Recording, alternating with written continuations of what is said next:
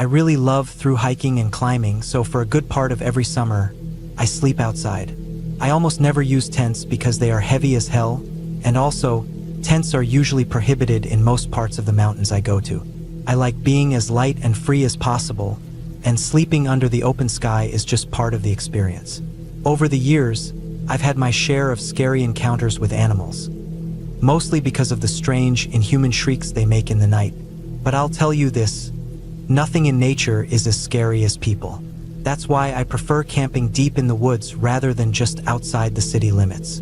It's always better to find a family of wild hogs rooting through your stuff at 3 in the morning than a group of coked-out drug addicts doing the same. At least the hogs don't talk back or try to start trouble. But anyway, there are 2 stories about people I've encountered while camping that still stick in my mind. Both of them are the kind of experiences that make you realize how unpredictable and dangerous other humans can be, especially when you're out in the wilderness where help is far away and everything is quiet except for the sound of the forest. The first one happened during a get-together with some of my old classmates by a nearby lake. This time we were actually using tents because it was more of a chill, drinking and hanging out type of trip. Not my usual solo through hiking style, but sometimes you gotta switch it up. The lake is popular, and there's a small forest nearby where you can gather firewood to keep the campfire going through the night. When night fell, me and one of my pals decided to go get some wood. The fire was low, and the rest of the group was already starting to get chilly. We figured we'd split up to cover more ground, grab enough wood, and come back before anyone got too cold or restless. As we approached the edge of the woods, a tent suddenly came into view. It was set up a little off the main camping area, hidden just enough so you couldn't see it from where the others were. The setup was unusual. Heavy tarps were hanging around the tent, weighted down with rocks and tied to trees in a way that looked like someone was planning to stay there for a long time. As we walked by, a guy popped his head out of the tent. He looked rough, scruffy beard, weathered face, and immediately started chatting with us. The conversation was casual, polite. He told us he'd been there a few days already, just camping and waiting for the sunrise to take photos. The place is famous for those, and I get why photographers camp out for days. The heavy tarps made me uneasy, though. It looked like a little fortress rather than a campsite. He gave us a tip on the best way to collect wood. There were 2 paths cutting through the woods, and he said we should split up so we could gather more fuel faster. We thought that was fair advice and figured he must know the area well. So me and my friend took the 2 paths, him heading the higher trail and I took the lower one. The trails ran roughly parallel, and he could see down onto mine from above.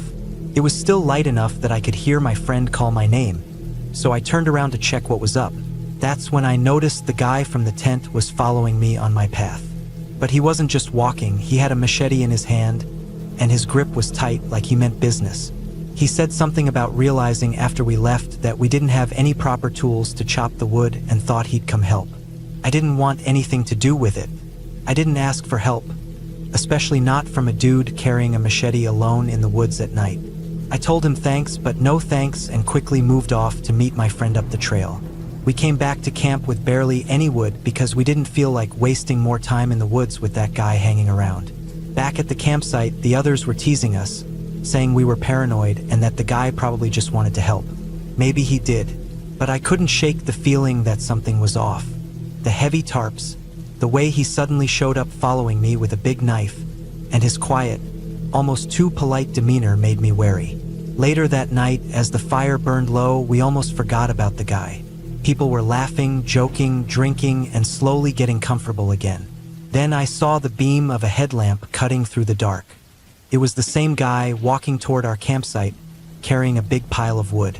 He said he knew we hadn't brought much fuel, so he thought he'd bring some for us. He walked slowly around the campfire, carefully placing the wood on the ground, walking past the tents as if he was checking them out. He looked around at all of us, asking quietly if anyone else was coming. His tone was polite but cold. No one said a word. Felt like an inspection. There was no reason for him to check the tents or circle around the campfire like that, but he did it anyway. After a moment of silence, he wished us a good night and left. The weird part was that no one went to sleep. Instead, theories started flying around about what he was really up to. Some thought he might have left the wood just to make sure we didn't put the fire out so he could track when we went to sleep or left. Others wondered if those flashes we saw from his camp earlier were binoculars catching light or some kind of surveillance. The truth is, no one slept that night.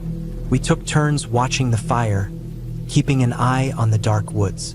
By dawn, everyone was exhausted but relieved to see the sun rise. We packed up quickly, keeping a close watch on our surroundings, and left as soon as we could. I never saw that guy again, and I hope I never do. The second story is a bit more unnerving in a different way. It happened during a climbing trip deep in the mountains. We had spent the day climbing hard, and that night, we slept under the stars, far away from any known trails or campsites. We knew sleeping here was prohibited. Rangers are strict and hit you with huge fines if you get caught. So we went deep into the woods, off the grid, hiding as best we could. We cooked dinner over a small fire. There's nothing like an MRE after a full day of climbing, especially when you're camped out in the mountains. We drank some wine, talked quietly, and settled down to sleep. The night was clear and calm, the moon bright and full. Around 2 a.m., we were all woken up by voices. Not just one or two, but dozens of them. It sounded like a school group or some big outing with kids chatting, laughing, and moving through the woods. But what was terrifying was that they were walking through the forest where there were no trails, no paths. We had deliberately camped well off any known routes, so it made no sense. We sat there in silence, listening as the voices passed by, slowly fading into the distance. Then, a second wave of similar voices passed near the campsite. We still didn't say anything, just listened, alert and tense. Suddenly, we heard footsteps approaching our camp through the woods. It wasn't just one person. It sounded like 5 kids, maybe around 13 years old. They came close, walking quietly around us. We were lying on our sleeping bags, and the kids passed within 3 meters, nodding silently in our direction as if acknowledging us, but without stopping or saying a word. The creepiest part? None of them had any source of light. No headlamps, no flashlights, nothing. It was pitch dark except for the full moon, which was bright enough to see by, but still. Kids that age, walking through the woods at 2 a.m., off all trails, no light, silent except for whispers and footsteps. It felt wrong. We had no idea what to make of it. Maybe they were scouts or some kind of organized group, but even then, who walks around the woods in the middle of the night without lights? And why come so close to our camp without saying anything? It felt like they were watching us as much as we were watching them. After they disappeared back into the woods, we didn't sleep much the rest of the night. We stayed alert, eyes peeled for any movement. When the sun finally came up, we packed everything fast and left, taking the long way back to avoid any chance of running into more late-night wanderers. Camping and hiking teach you a lot about nature. You learn to respect animals and understand their habits, and you get used to strange sounds in the night. But the truth is, nothing in the wild feels as threatening as other people can. Whether it's a man with a machete lurking in the shadows or a silent group of kids moving through the woods at night, people bring a different kind of fear. When I think about those nights, I realize how careful you have to be out there. It's not just the terrain or the wildlife you have to watch for. It's the strangers who might be sharing the forest with you. Some want to help, sure, but others have their own plans, and you never really know what those might be. Those 2 trips taught me that sometimes the scariest part of being out in nature isn't the wilderness itself. It's the fact that people, with all their unpredictability, are out there too, and you have no control over what they might do or why they're out there in the middle of nowhere at all hours of the night. Since then, I always keep a sharp eye when I camp near others, and I've learned to trust my gut more than anyone else's reassurances. In the wild, when the fire is low and the woods grow silent, it's not the howls or the shrieks that make me uneasy. It's the thought that some stranger might be watching, waiting, or walking just beyond the circle of light, and that's a fear that never really goes away.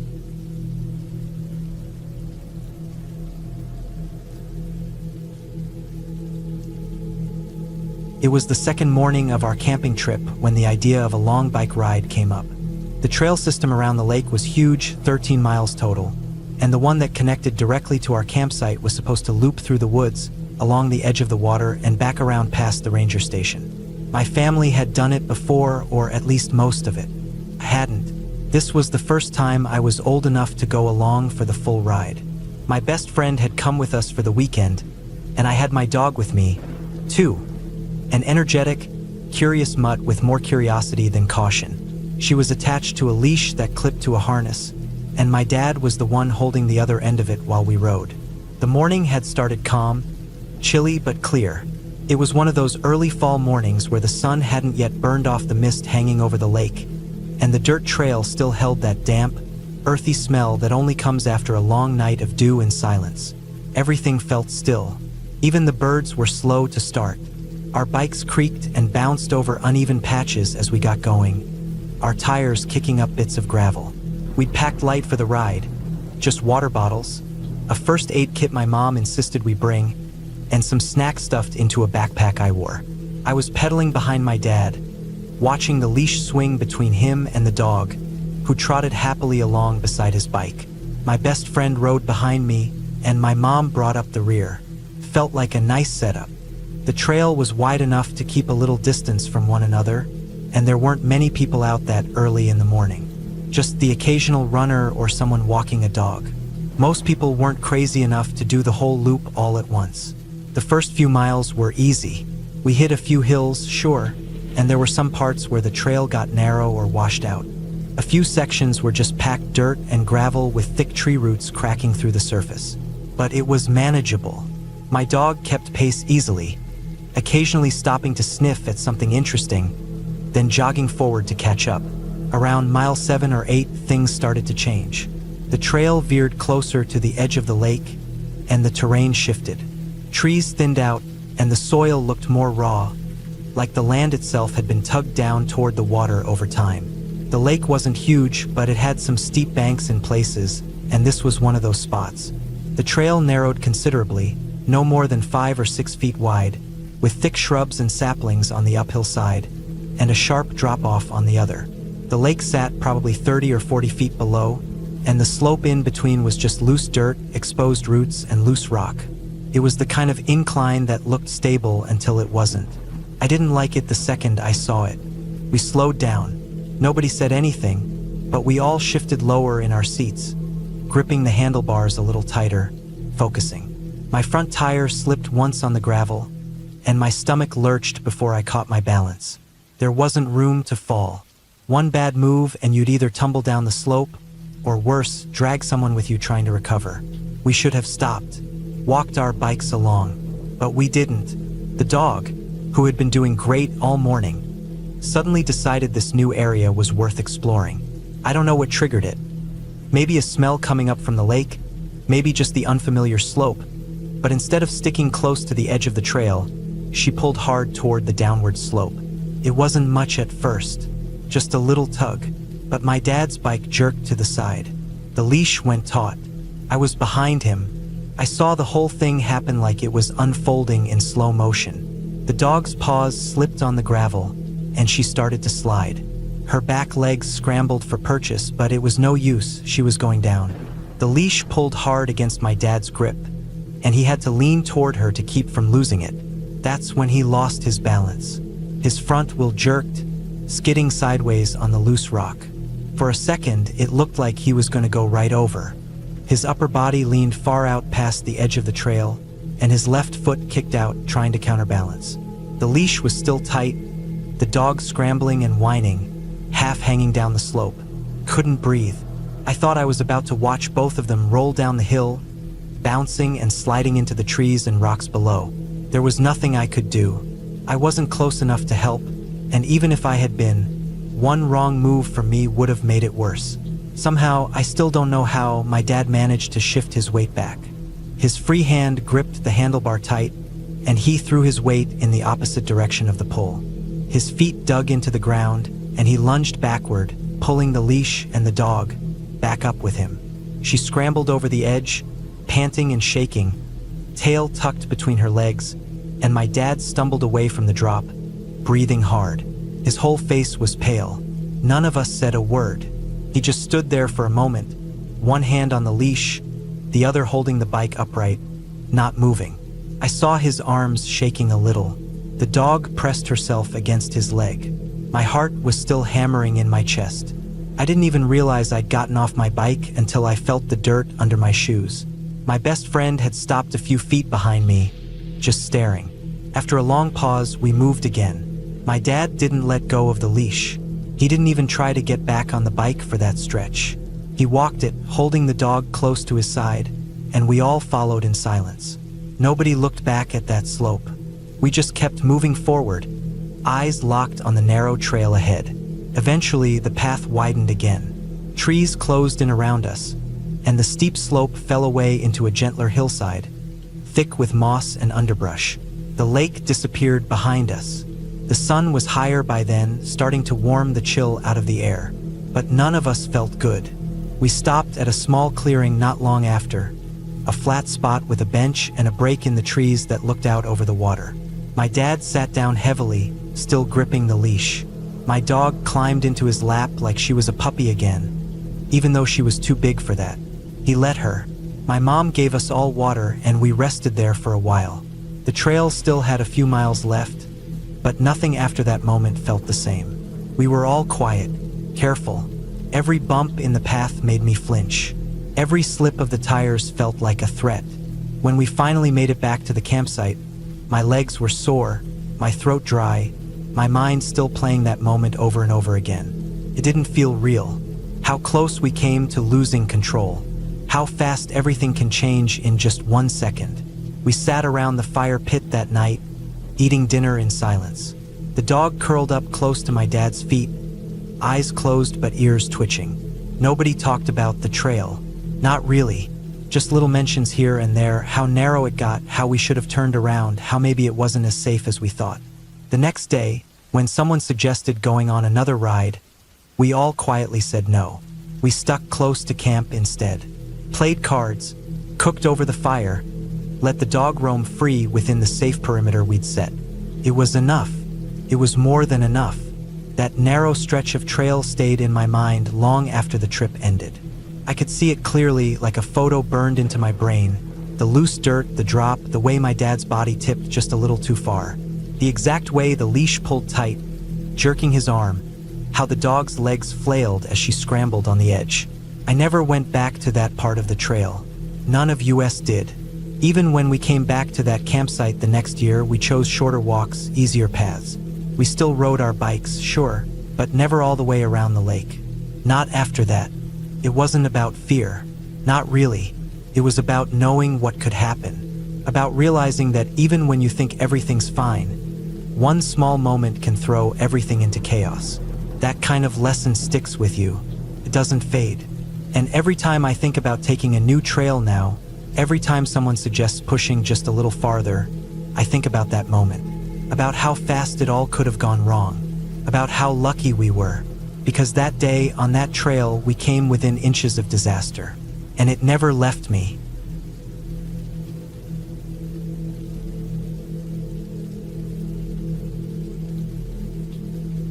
I remember that summer like it was yesterday, even though I was only 12. It was one of those long, warm days that stretched out endlessly, perfect for being outside and exploring. My family had driven out to this small campground by a dam, a place where the river pooled up before spilling over the edge in a steady rush of water. The dam itself was old, made of large stones that had been worn smooth by time and weather. Between the big rocks, there were spaces where water gathered, quiet pools that reflected the sky and the trees. I was there with my older sister and a couple of cousins, but at the moment, I was on my own.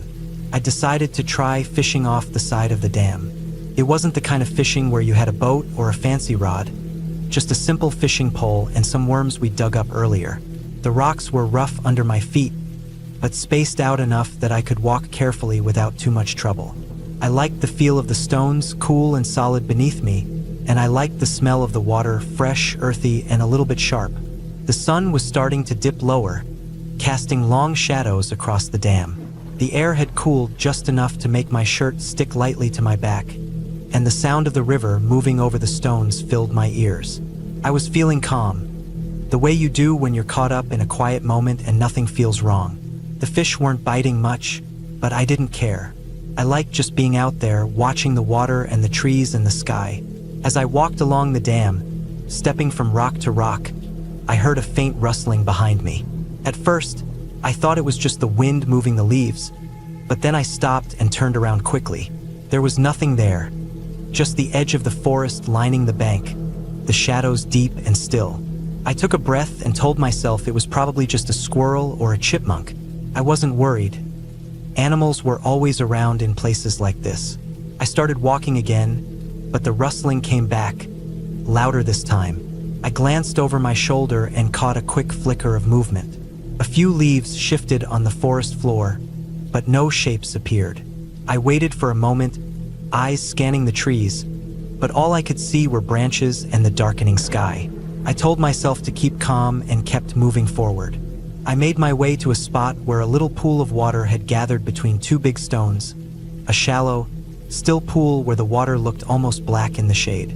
I leaned over to look down into the pool, hoping maybe to spot a fish or a tadpole or something to make the wait more interesting. The surface rippled lightly, and then suddenly I saw it. A long, thin shape moving just beneath the water. Before I could fully understand what I was seeing, the head of a snake rose slowly out of the pool, its wet skin glistening in the last light. It was right there, almost between my legs, looking directly at me with those cold, unblinking eyes. For a moment, I was frozen. My heart jumped into my throat and my breath caught. I hadn't realized how close it was until that moment. Then, without thinking, I leapt back, my feet scrambling on the rocks as I tried to put distance between myself and the snake as fast as I could. The fishing pole dropped with a clatter onto the stones behind me. Forgotten. My legs moved on their own, carrying me away from the dam and the snake, adrenaline making my muscles tense and fast.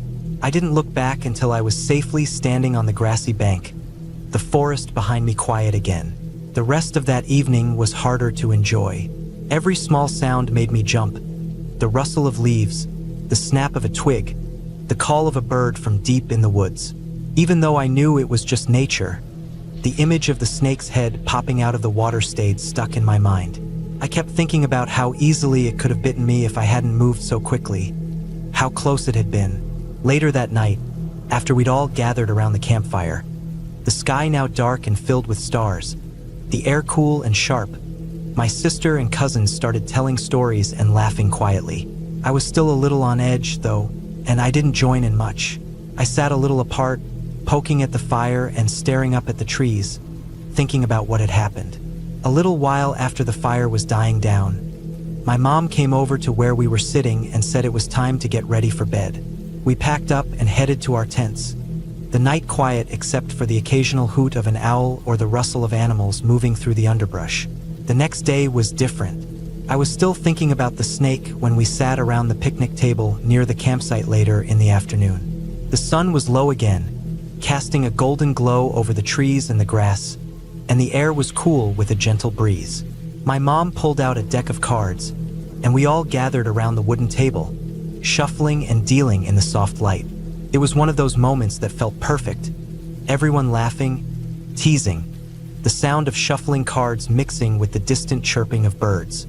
There was a gas lamp on the table, an old-fashioned thing with a flickering yellow flame inside a glass case, casting a warm glow over our faces and the worn wood beneath our hands. The shadows danced on the trees around us, making the whole scene feel like a little bubble of light in the quiet forest. We were playing a simple card game, nothing fancy, just trying to have fun and pass the time before dinner. The air smelled faintly of pine and smoke from the campfire that had been burning earlier. My sister's hair caught the light from the lamp, and the breeze ruffled the leaves overhead. Suddenly, my mom stood up and told us to be quiet and get up onto the picnic table. At first, I thought she was joking or trying to play a prank, but there was something serious in her voice that made me stop and listen. I climbed up carefully, sitting on the rough wood beside my cousins and sister. Everyone was quiet, looking around, wondering what was going on. Then I noticed it, a small, dark shape moving slowly underneath the picnic table.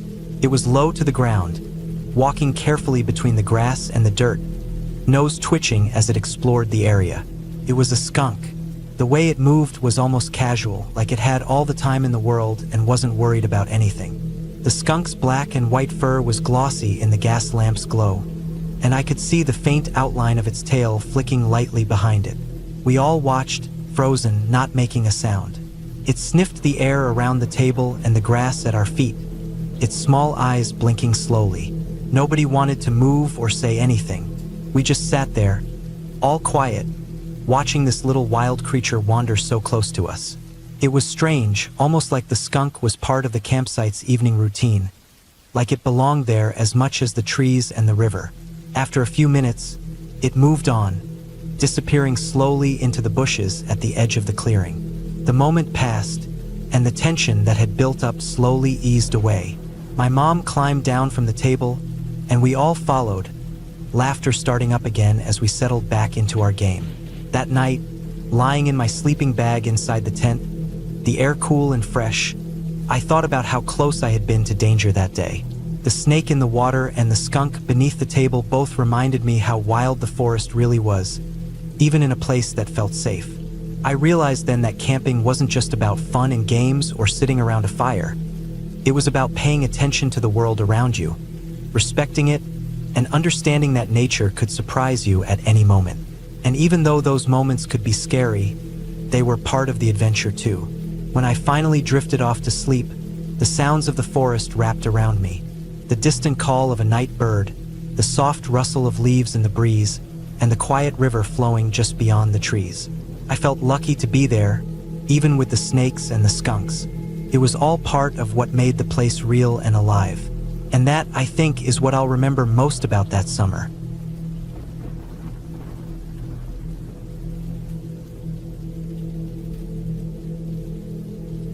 I've never been camping since that trip.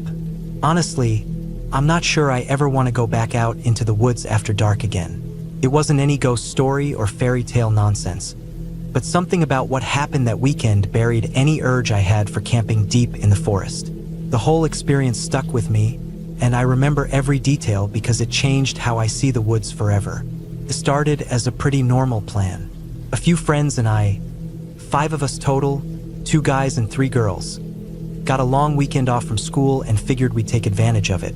We packed up my buddy's truck with everything we thought we'd need for a real camping trip. This wasn't our first time out, not by a long shot. My buddy had been in the army, and both of us had a good bit of experience camping, hiking, hunting, stuff like that. So we brought a massive 10-person tent, even though it was just the 5 of us. We wanted space and comfort. Along with that, we packed all kinds of gear, a propane stove and grill, folding cots so we wouldn't have to sleep on the cold, hard ground, a portable shower, and all the basics like water, food, first aid, and extra clothes. We thought we were set up to be out there for days without any issues. We left Wednesday afternoon and parked in a small town just outside the North Georgia mountains. From there, we started hiking into the woods, searching for a good spot to set up camp. The trail was easy enough, and the weather was cool but pleasant. The sun was still shining through the trees as we made our way deeper into the forest. At first, everything felt familiar and calm. Birds chirping, squirrels darting up trees, the smell of pine and damp earth. But about 4 or 5 miles in, things started to shift. We came upon a clearing with a small pond, almost like a tiny lake hidden deep in the woods. It wasn't big, maybe 50 yards across, but the water was still and dark, and the whole place felt oddly quiet. I don't just mean there was less noise. The silence was thick, like the woods themselves were holding their breath. No birds, no wind, no rustling leaves, no squirrels. The clouds overhead seemed frozen, and even the surface of the pond wasn't moving. It was as if time had paused in that clearing. My buddy and I exchanged glances. We both had that instinct kick in, the kind that says something isn't right. Out here, deep in the woods, that kind of silence almost always means there's a predator nearby. We quietly pulled out our handguns. We both had permits to carry in Kennesaw, so it wasn't unusual to bring them for safety and scan the tree line. Neither of us had ever seen a mountain lion in Georgia, but we'd heard about them. Coyotes were more common, but they usually didn't make the forest go dead quiet. As we carefully looked around, my buddy suddenly grabbed my arm and nodded toward the far edge of the pond, just where the trees started again. I looked over and saw her, a woman standing alone about 150 yards away. She was wearing what looked like a faded, loose shirt and jeans, standing completely still right at the tree line. first we thought she might live nearby or be out for a hike. Nobody really expects to see people out this far, but it wasn't unheard of. We kept walking past the pond and the clearing, trying to act natural and not let the rest of the group notice. When we got back into the thick trees, the normal forest sounds came back, like someone had flipped a switch. I glanced back to see if the woman was still there, but she was gone, just vanished. That was the first real moment where the trip felt different. Something was off.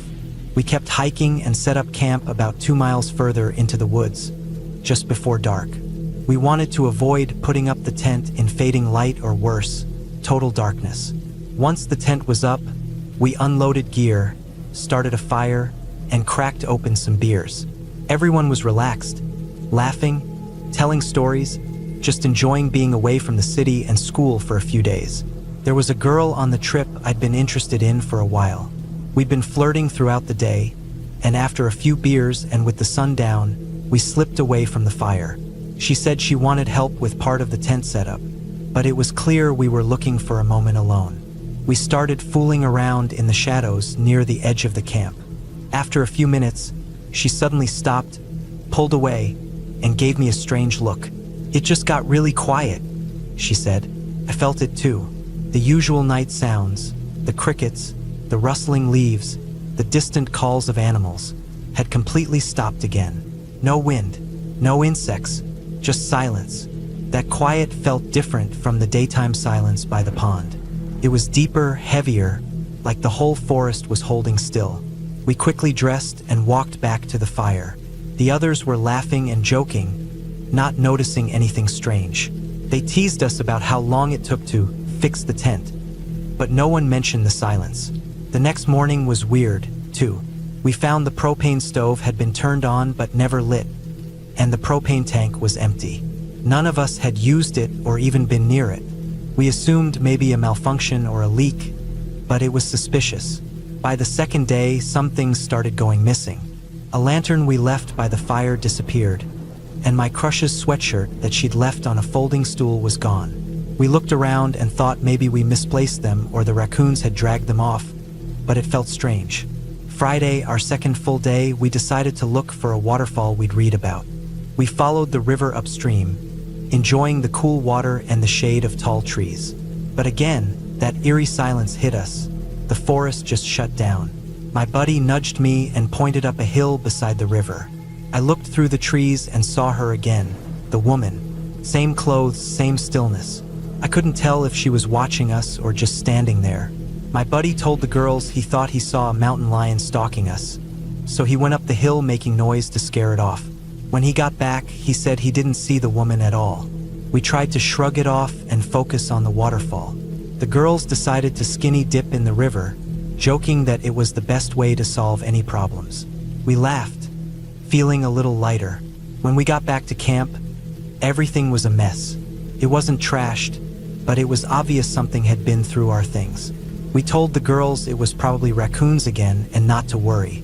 That night, my buddy and I both took our guns to bed. We weren't taking chances. Then that night, everything went wrong. I woke up because my crush was squeezing my arm tightly. We'd been sleeping close together, but her grip was different this time.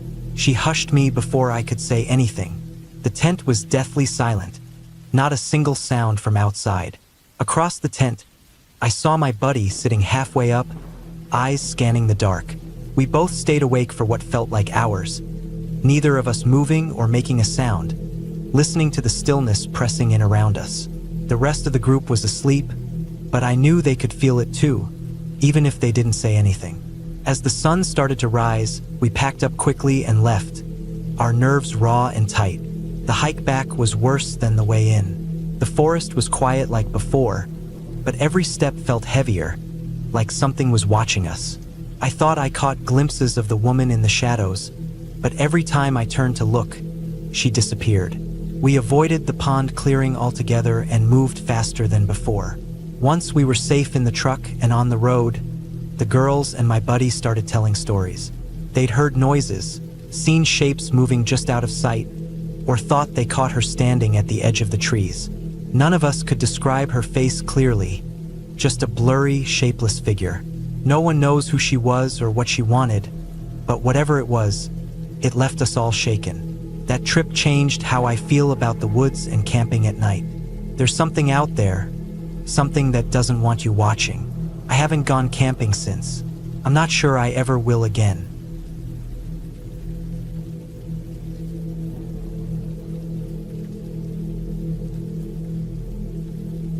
High school was the kind of time where doing things that felt dangerous or wild was the way to prove yourself. We didn't really plan much for the camping trip in Ocala National Forest. Just a group of us piling into a couple of beat-up cars, grabbing some gear, and heading out for the weekend. The forest itself was huge, sprawling with pine trees, palmettos, and patches of thick underbrush. The air had that humid, musky smell that sticks to your skin after a long day outside. It was early summer, the kind of sticky heat that made the night feel heavy and close. We found a spot not far from a quiet dirt road to set up camp. The sun was already low by the time we pitched our tents. There was the usual chaos of setting up sleeping bags, trying to get a fire going with damp wood, and unpacking snacks and beer. Some of the older guys in the group were drinking, and the younger ones pretended to keep up. Most of us sat around the fire, telling stories and joking, trying to shake off the bugs that were already swarming as darkness fell. The forest around us was alive with sounds. Crickets chirping non-stop, frogs croaking somewhere near the water, the rustle of leaves as some small animal skittered through the brush. It felt wild, real, and kind of intimidating if you stopped to think about it. But at first, we just laughed and talked, the firelight throwing long shadows on the trees. Late at night, when most of the group was starting to wind down, a few of us decided to sneak away. It wasn't some master plan, just a dumb impulse to explore. The three of us quietly packed some flashlights and slipped out, careful not to wake anyone. The night air was cooler than I expected, but still damp and thick with the smell of pine and earth. The moon was mostly covered by clouds, so the forest was mostly dark, lit only by the weak beams of our flashlights and the occasional distant glow from the camp. We followed a narrow trail that twisted through the trees, the ground soft with fallen pine needles. The sounds of the camp faded behind us as we moved deeper into the forest, and the quiet felt strange, like the whole place was holding its breath. The trail led us downhill to where the forest opened up to the edge of a highway. The sudden harshness of the pavement was shocking after the soft dirt and leaves. A few cars passed by, their headlights cutting through the darkness. We found a little clearing near the highway, just enough space to sit down, hidden from the road by some tall grass and scrubby bushes. It felt like the perfect spot to rest and look out without being seen. We were joking and trying to be quiet, but the tension was definitely there. Something about being out here in the dark, away from the group, felt off. Then a car came down the highway. It was an older model, maybe a faded pickup truck or a big sedan. Something that made a scraping noise as it rolled slowly along.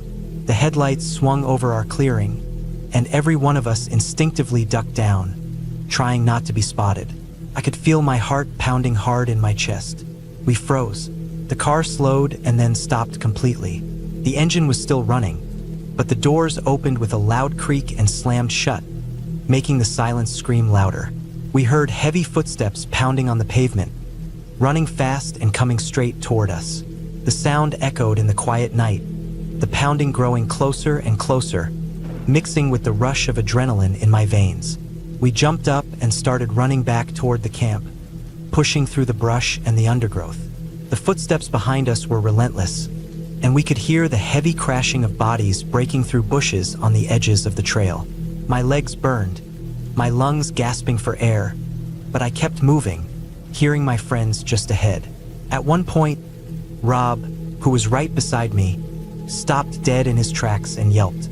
Right in front of him, hanging in the middle of a huge web stretched between two trees, was a massive banana spider. The thing was about the size of my hand, its long yellow legs resting on the delicate threads.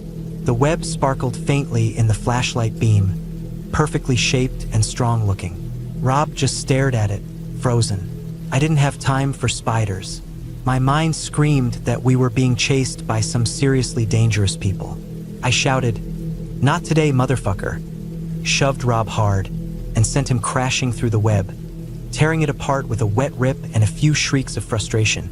We ran like hell after that, pushing through the last stretch of trees and back onto the camp trail. The pounding footsteps behind us didn't seem to slow down until the noise finally stopped somewhere behind the trees. We burst into the camp area, heartbeats pounding so loud we could barely hear anything else. Everyone was awake now, alerted by the sudden noise and shouting. We didn't say much, just grabbed whatever we could to defend ourselves and stayed close to the fire. Nobody wanted to go near the edge of the forest after that. The night passed slowly. The group huddled together, scanning the dark edges of the trees, waiting for something that never came. When morning finally broke, the sunlight spilled across the forest floor, golden and calm. The threatening sounds of the night replaced by birdsong and the quiet rustle of the breeze in the pines. We packed up quickly, the mood still heavy with what had happened. No one said much as we loaded the cars, but the look on everyone's faces told me we all felt the same way. Relieved to leave, but shaken by the raw reminder that the woods, no matter how familiar, could turn dangerous in a heartbeat. Driving away, the forest slipped behind us, quiet and still. The highway stretched out ahead, empty and peaceful. But the memory of those heavy footsteps chasing us down a dark trail stayed with me long after. It was a night I knew I wouldn't forget. How close the wild could get, and how fast things could change when you're out there alone, surrounded by shadows and danger.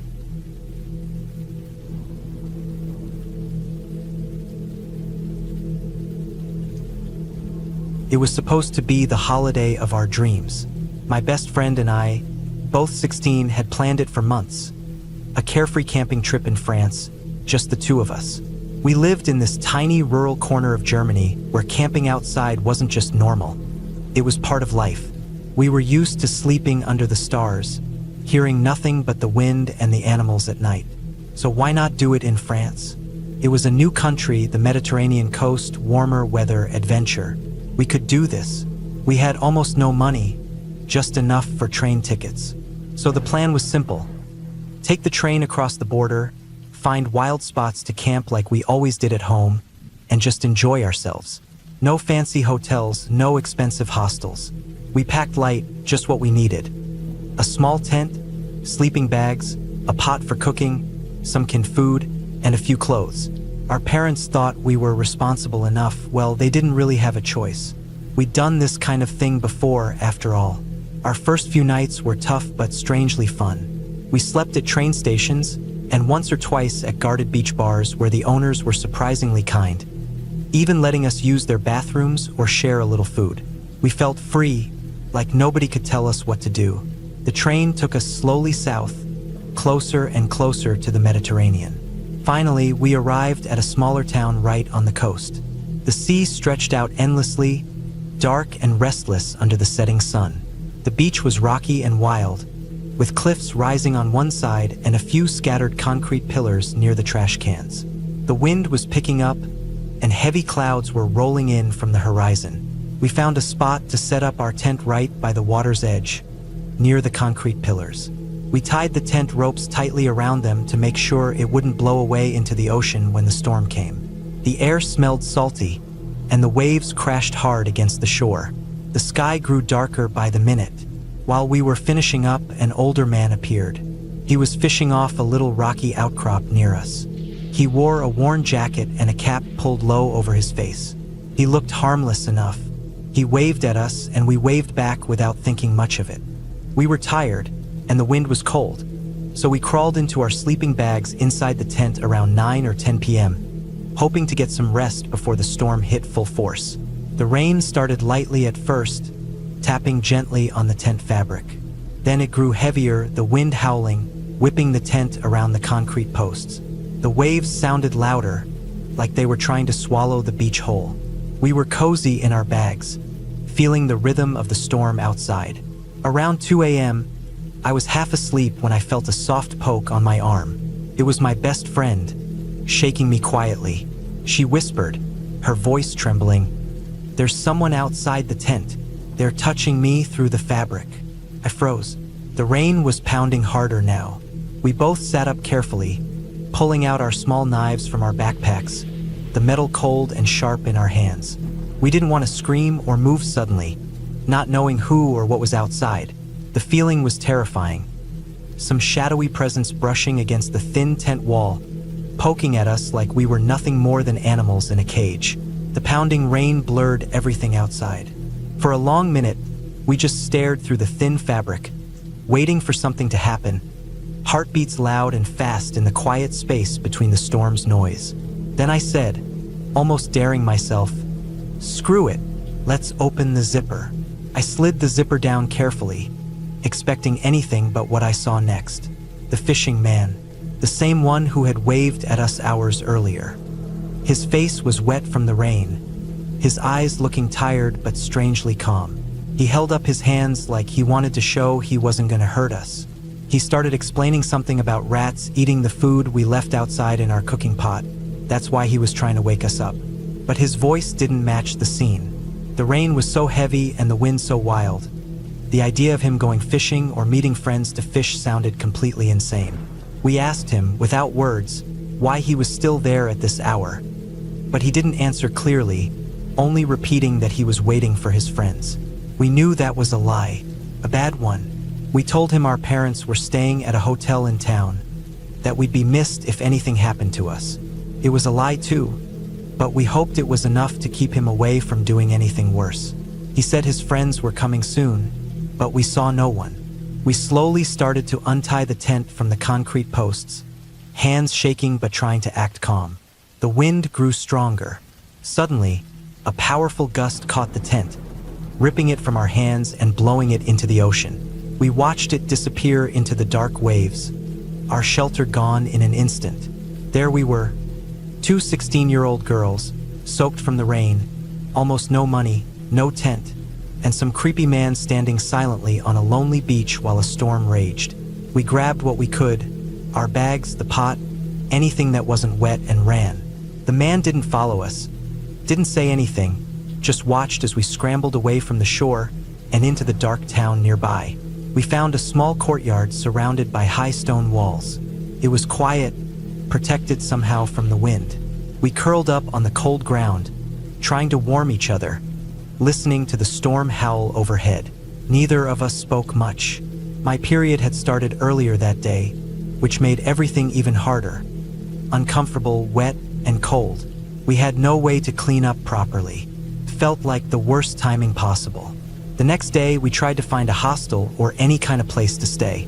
The town was small and touristy, but everything was full or too expensive. We realized the trip we had dreamed of was over before it really began. We took the next train back home.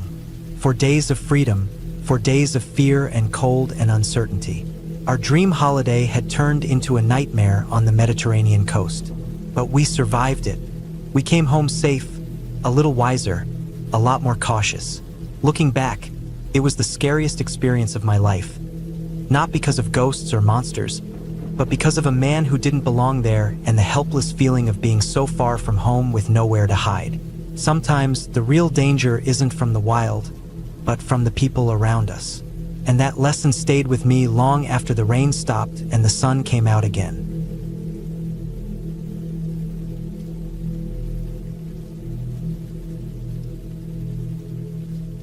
I spent a good chunk of my childhood and early teens in Boy Scouts. It was more than just a hobby. Something that shaped a lot of how I saw the outdoors, and honestly, it gave me some of my best memories, as well as a few moments that stuck with me long after the campfires died out. One trip that stuck with me more than most happened during the fall, way after the busy summer sessions were done. We were on this huge scout reservation out in the Midwest, something like 10,000 acres spread out over rolling woods, fields, and lakes.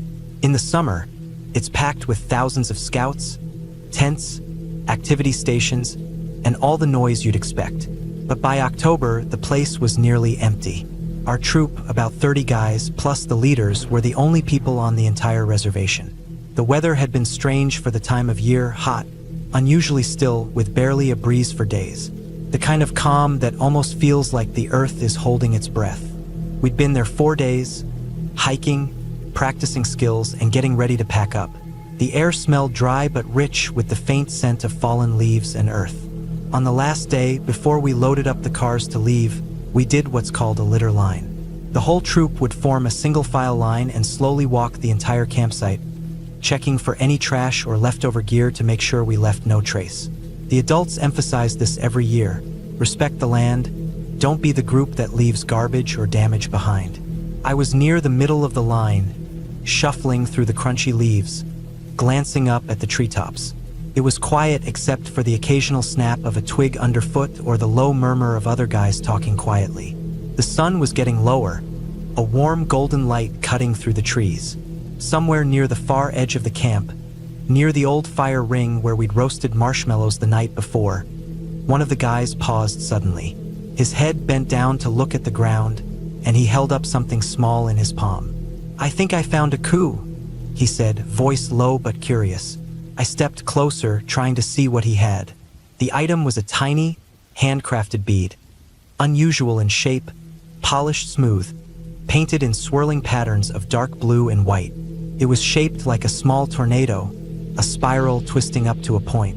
For those not familiar, coup beads are special. On this reserve, the Leadership Society, kind of like an extension of the Boy Scouts with a Native American-inspired theme, used them as symbols.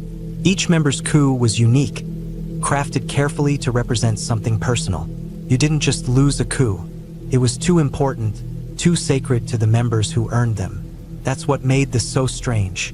As soon as the guy held up the coup, the air shifted.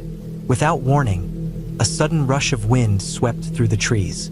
It was sharp, cold, and powerful, completely out of place. I remember the leaves around our feet starting to swirl, and the branches overhead bending hard to one side.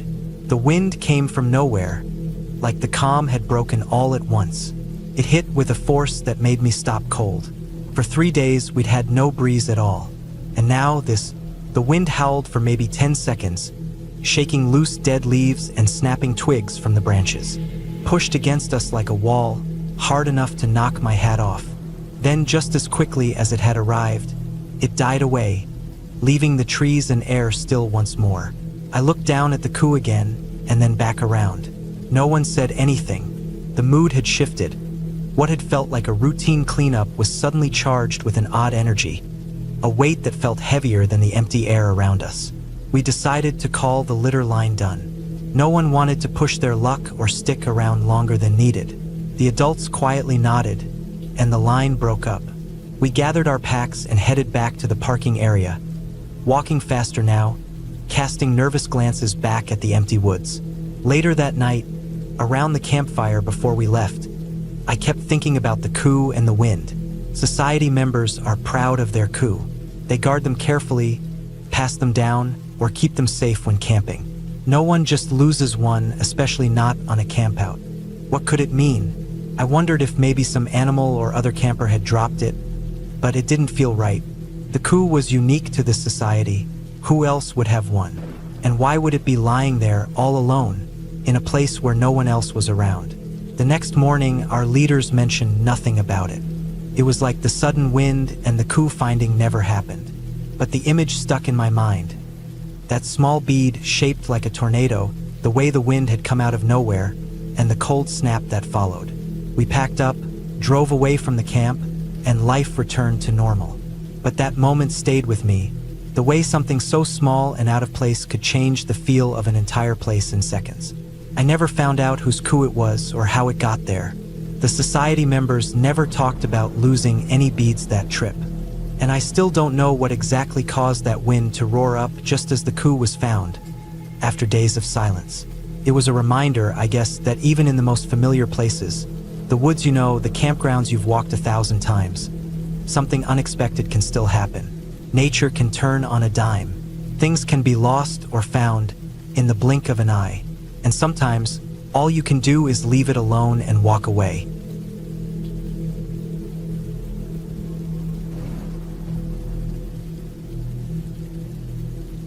The sun had barely risen when we gathered in front of my house, ready for our annual camping trip. It was the 1st of May, the day we always marked for our tradition, and this year was no different. We'd been planning it for weeks, each of us contributing to the usual haul of food, drinks, and camping gear. As always, a few of us stopped by the convenience store to grab some beer for the road. The plan was simple: head to the same camping spot we'd been to a dozen times, deep in the woods, set up camp, and drink until the sun went down. It was the kind of trip where we could just let loose, have fun, and forget about everything else for a while. By 5 a.m., everyone was packed into the car, bags full of stuff, and our spirits were high. It was still chilly outside, and the sun hadn't quite come up yet, but it didn't matter. We were used to the early mornings, the long drive, and the excitement of reaching our destination. It was tradition, and no matter what, we kept it. We drove through the countryside, the roads lined with the kind of greenery that always made me feel at ease. We passed the town and headed further out, deeper into the forest. When we finally reached the campsite, it was still relatively quiet. A few other cars were parked nearby, people unloading their gear and setting up their own spots. But we didn't pay them much attention. Everyone else was there for the same thing, enjoying the outdoors and having a good time. The sun was starting to warm the air as we set up our tents. We got a fire going, the smoke rising into the clear sky, and cracked open the first beers of the day. As usual, the whole group was in high spirits, laughing, joking, and just enjoying the moment. The spot we picked was nestled in the woods, just far enough from the other campers to feel like we had some privacy. But even so, we could still hear faint music in the distance from the other side of the campsite. It was nothing unusual, just some people playing music to keep themselves entertained, like we were. Hours passed.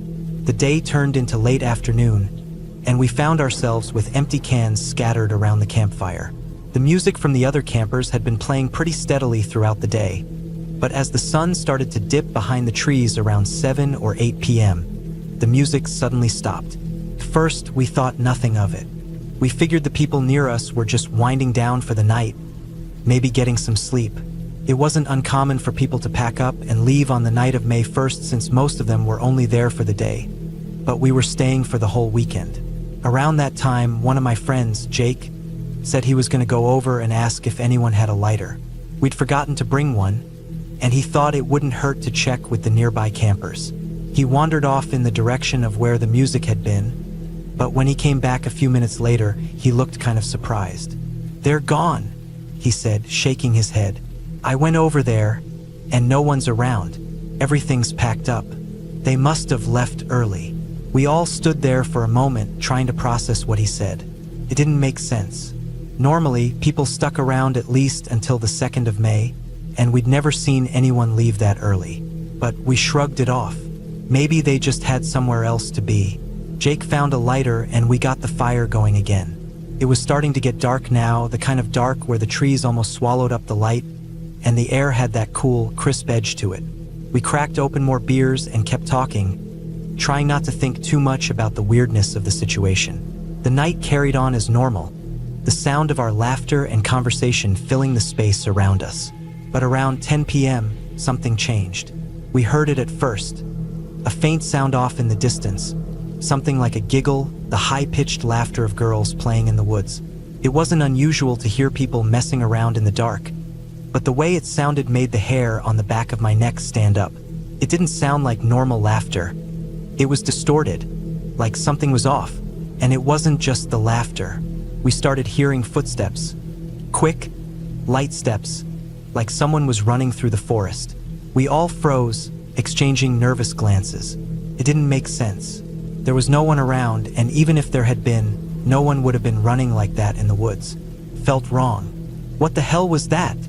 someone asked. "It's probably just some drunk people screwing around," Jake said, trying to brush it off. "Let's just keep drinking." We passed the beers around again, the laughter coming easier now as we tried to ignore the strange sounds. But the noises didn't stop. The running footsteps grew closer, and the laughter kept echoing through the trees, each time a little more distant, but still there. We'd drunk enough to feel pretty buzzed by now, but that didn't stop the fear from creeping in. Something didn't sit right about it. At this point, everyone was on edge, trying to act casual but feeling uneasy. The air around us felt thicker, like the forest had become a different place altogether. Then, we heard something even worse. Footsteps, heavy ones, coming towards us from the trees. They weren't fast or light like the running from earlier. These were slow, deliberate steps, like someone or something was walking toward us. Everyone immediately tensed up. We grabbed anything we could find, shovels, knives, sticks, and we prepared ourselves. We didn't know what we were going to face, but we weren't going to be caught off guard. But nothing came. The footsteps stopped just outside the clearing. We waited, hearts pounding in our chests, the crackling fire the only sound in the air. I swear, for a moment the whole forest went quiet. There was no sound of wind, no rustling of leaves, just absolute silence. The air felt charged, like something was about to happen. But then, the silence was broken by a snap of a twig somewhere to our left. We all jumped, our eyes darting to the darkness. We stood there for a long time, listening. The footsteps didn't return. It wasn't until we started to settle down again that we heard them once more, coming from the edge of the camp. They were getting closer.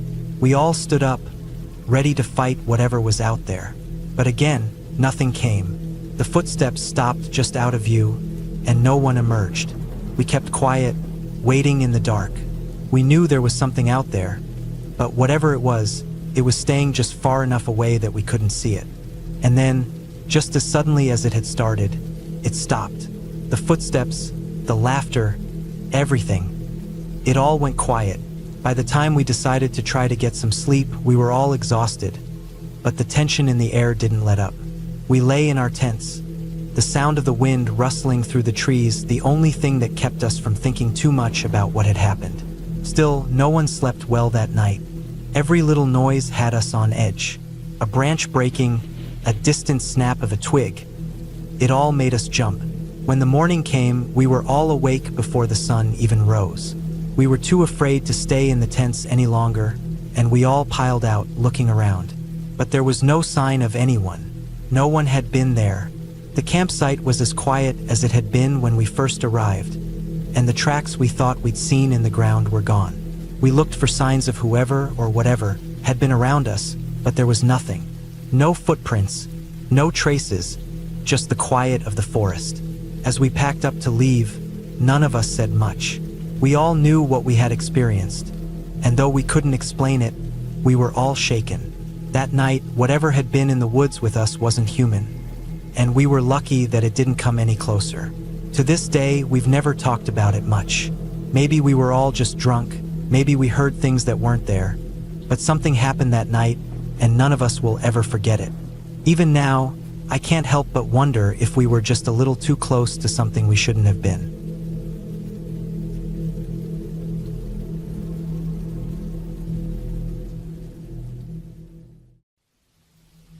Growing up in the woods shaped how I understood the world. We were the kind of family that didn't just go on hikes or drive through national parks. My parents had spent their own childhoods deep in the Rocky Mountains, camping, hunting, and exploring. So when they bought 35 acres in the remote Rockies, about 2 or 3 hours from where we lived, it didn't feel like a vacation spot. It felt like a second home. That land became part of us. It was wild, untouched, silent in the way only deep nature can be. No cell signal, no neighbors, just forest, thick and dark and ancient, wrapped around you in every direction. My brother and I learned to walk in those woods before we really knew what danger was. We climbed trees with pitch on our fingers and hiked ridges we had no business hiking. The forest had moods. Sun dappled in the afternoons, wind whipped and shivering at dusk, and often still and humming with unseen life at night. We knew it in every season, in every weather, in every light. It never frightened me, until one night when something happened that even now, I can't explain. We'd made a habit of heading up to the property whenever we could, especially in the summers. Sometimes we'd camp for a week straight. Other times it would just be a quick overnight trip to get away from everything. This trip was supposed to be one of the short ones. I remember it was late summer, still warm enough during the day but cold at night, especially in the higher elevation. We left after dinner and didn't get to the property until around 9 or 10 p.m. The drive was familiar, long stretches of dirt roads, sharp turns up into the hills, the smell of pine coming through the cracked windows. By the time we pulled up, the headlights sweeping across the trees, we were all tired and ready to get the tents up and crash for the night. The second we stepped out of the car, something felt wrong. It wasn't one of those slow-building feelings either. It was immediate, heavy, and suffocating. The silence hit first. It was complete. No insects, no wind, no owls calling out across the ridgeline. Normally there's always some noise. Crickets, the creak of trees, the distant flutter of bats. But this time, there was nothing. Like the forest was holding its breath. We all noticed it, though none of us said it outright at first. My brother paused, his hand on the back door of the car, and my parents stood still for a few seconds longer than they usually would have. It felt like we were being watched, but not just from one direction. It was like the eyes were everywhere, from behind every tree, above us, below us. That kind of feeling you get when you're alone in a room and someone walks in quietly behind you, and you just know. Only it was all around. We laughed nervously, made a few half-joking comments about how quiet it was, and started pulling gear out of the car. That's when the first strange sound came. It was a rustling in the trees, not just at ground level, but high up, around 10 feet or more. The kind of sound you'd hear if something heavy were moving from branch to branch, but not smoothly like a bird or a squirrel. These were clumsy, loud, almost frantic movements. At first, I thought maybe it was raccoons, but we'd seen enough raccoons in our time to know what they sounded like. These were different, bigger, slower, and more deliberate. Then came the second sound, calls. I don't even know how to describe them. They sounded like animals, but not any animal I'd ever heard. There was a rhythm to them, almost like a language. High-pitched shrieks and deep whooping calls that echoed from one direction, then another. Some of them sounded almost like laughter, mocking, hollow, but underneath it there was something off, human-like, not fully, but enough to twist your gut. It wasn't just one or two sounds. It was dozens. They came from every part of the woods around us. From above, from behind thick stands of trees, from deep in the brush. Like a whole network of whatever they were was surrounding us and talking to each other. My parents had been setting up the tent, but by the time the noises started ramping up, they stopped and stood close together, scanning the treetops with their flashlights. My brother and I were told to get in the tent and stay put. We didn't argue. Even the dogs, usually nosy and loud, were pressed against us in the corner of the tent, whining softly and trembling. Inside the tent, everything felt even more intense. The nylon walls barely muted the sounds, and it was like sitting in the middle of some kind of strange storm. The rustling grew louder and more chaotic. It sounded like whatever was out there had gotten closer, like they were circling the tent, running through the trees. I kept thinking any second something would tear into the tent wall. The calls were louder too. Now I could make out a kind of back and forth pattern. One call would go out, and then another, slightly different one would answer from a different side of the clearing. It didn't feel like random animal noises. It felt organized. At one point, my dad unzipped the tent. The second the zipper broke the silence, every single noise outside stopped. Gone. All at once. It was like someone had hit mute on the entire forest. The air got lighter, too, like that weight sitting on your chest had finally lifted. It was the most unnerving part of the whole thing. My dad and mom stood outside again, flashlights cutting across the trees. They found broken branches, some lying on the ground like something heavy had come down hard from above. There were also deep scratches on some of the trunks, high up, too high for any of us to reach, even standing on each other's shoulders. They came back in eventually and tried to calm us down. I don't know how, but we ended up falling asleep, probably out of pure exhaustion. The next morning, it was like nothing had happened. The forest was back to normal. We woke up to birds calling, insects buzzing, sunlight cutting through the trees. My parents walked the property again while we packed up, and they didn't find anything new. No tracks, no droppings, no sign of predators. Just those same scratches on the trees and a bunch of broken branches. Even now, years later, we still bring up that night. My mom, the kind of woman who once took a picture of a bear from 10 feet away, looked shaken in a way I had never seen before. My dad, usually quick to offer a logical explanation, had nothing to say about it. That silence told me more than anything. I've heard about all kinds of animals in the Rockies, mountain lions, coyotes, even the rare wolf. But nothing that moves like that, sounds like that, or makes you feel the way we all felt that night. I don't think it was just one thing out there. It felt like a group, like a tribe, but not human, and not any animal we know. We kept going back to that property after that, but we never camped in that same clearing again. We stuck closer to the ridge, built a small platform up high where we could see further. We didn't talk about that night in front of other people either. It sounded too crazy, but all four of us remember it the same way. The silence, the movement, the calls, the feeling. Nothing else that's ever happened to me in the woods.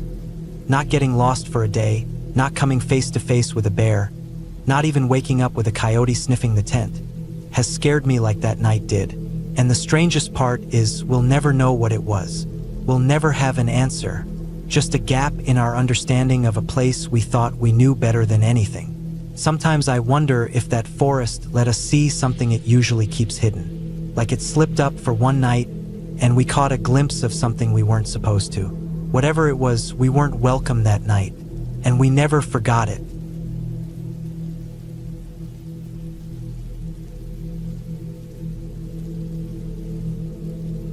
It was one of those nights where the darkness felt like a thick, heavy blanket over everything. No moonlight, no stars, just complete blackness surrounding us. The kind of night that settles deep into your bones, making you question what could be hiding just beyond the reach of your eyes. I was in the army then, stationed in a dense forest somewhere we'd been dropped for a training drill. We were living in a temporary camp, a rough setup with trenches dug into the earth, sandbags stacked to create defensive walls, and a few tents scattered around for cover and rest. The whole place had the scent of damp dirt, pine needles, and cold metal. The air was cold, sharp, biting at my cheeks every time I exhaled. I was on guard duty with my battle buddy at what we called Checkpoint Charlie. Our orders were simple: watch the perimeter, make sure no one sneaked in. The time was just past 1 a.m. The forest around us was silent except for the occasional rustling of leaves or the distant call of a night bird. Our little outpost was about 50 meters square, nestled in a clearing surrounded by tall trees that stretched up like giants into the dark sky. We had some basic lighting at the tents, but our guard post was pitch black to avoid giving away our position. I had my night vision goggles on, scanning the tree line carefully. My buddy was beside me, holding the radio, eyes alert. We were both tense but trying to keep calm. The silence was heavy, but nothing unusual had happened so far that night. Suddenly, through the green tint of the night vision, I noticed something that didn't belong. For shapes, for figures moving very slowly, almost crawling toward our camp. At first, I thought it was just shadows or maybe animals moving awkwardly on the forest floor. But no, these shapes were definitely people, or at least humanoid.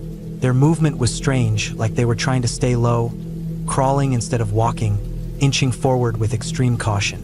They were making their way toward the trenches, which was exactly where we were supposed to guard. I switched to the radio and carefully contacted our guard commander. The voice that came back was calm but firm. There should be no one out here. We were alone in this part of the forest, and no drills or other troops were scheduled to be nearby that night. I reported what I saw, trying to keep my voice steady. The commander told me to keep watching and report back. I handed the night vision goggles to my buddy, telling him to check the shapes himself. He confirmed it, for figures crawling forward very slowly, almost like they were deliberately trying to avoid being noticed. No noise came from them, no sound of breaking branches or cracking twigs, nothing that would give them away in the otherwise silent forest. It felt unnatural, like something was off about how quiet and deliberate their movements were. Next, I updated the guard commander again and told him I was going to confront the shapes. The protocol was clear. If someone tried to enter the camp unauthorized, we had to stop them immediately. My rifle was already at the ready. I rose slowly from the trench, trying not to make noise, moving toward the edge of the camp. The moonless sky and dense trees behind them made it impossible to see anything with the naked eye, so all I had was my night vision and my gut feeling. I positioned myself near the outer edge of the encampment, rifle raised, and shouted out firmly to whoever was there to stop and identify themselves. I told them to stand up with their hands over their heads. No response. Nothing. Just the silence of the forest and the slow, cautious movement of those 4 figures still crawling forward, undeterred. My buddy kept watching through the goggles, confirming the figures were still there and still moving, but no one moved or reacted to my voice. That silence was starting to weigh on me, making my skin crawl.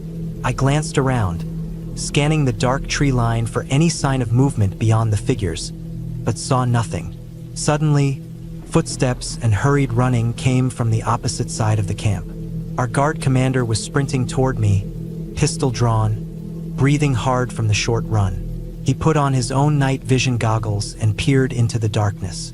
I could see his face tighten, eyes wide with confusion and something else, maybe disbelief. He whispered that he saw the same 4 shapes.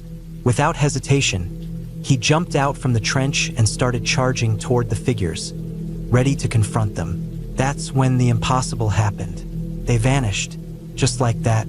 No running away, no fading into the woods. They simply disappeared.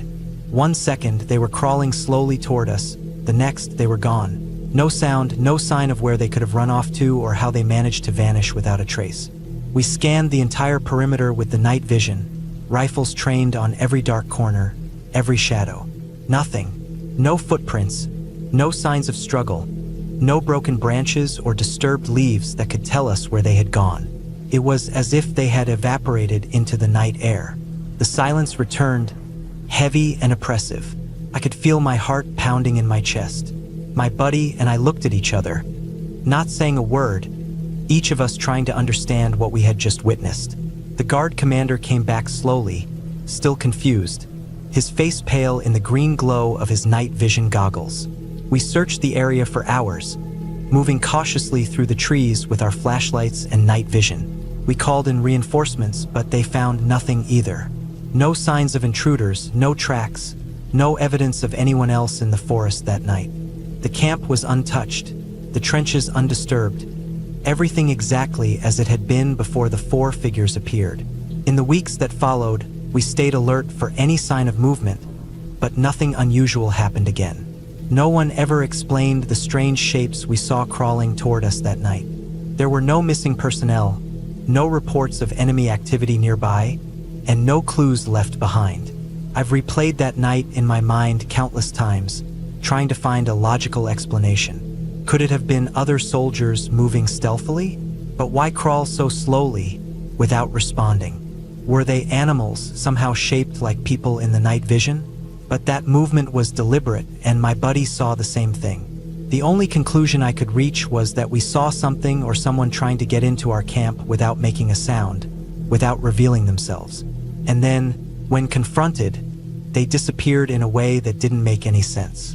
No supernatural stories or fantasy here, just a real, unnerving event in the middle of a dark forest on a cold night.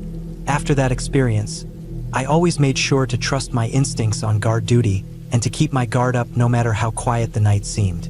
The forest was full of things we couldn't explain, and that night taught me that sometimes the scariest moments aren't about what you see, but what disappears before you can understand it.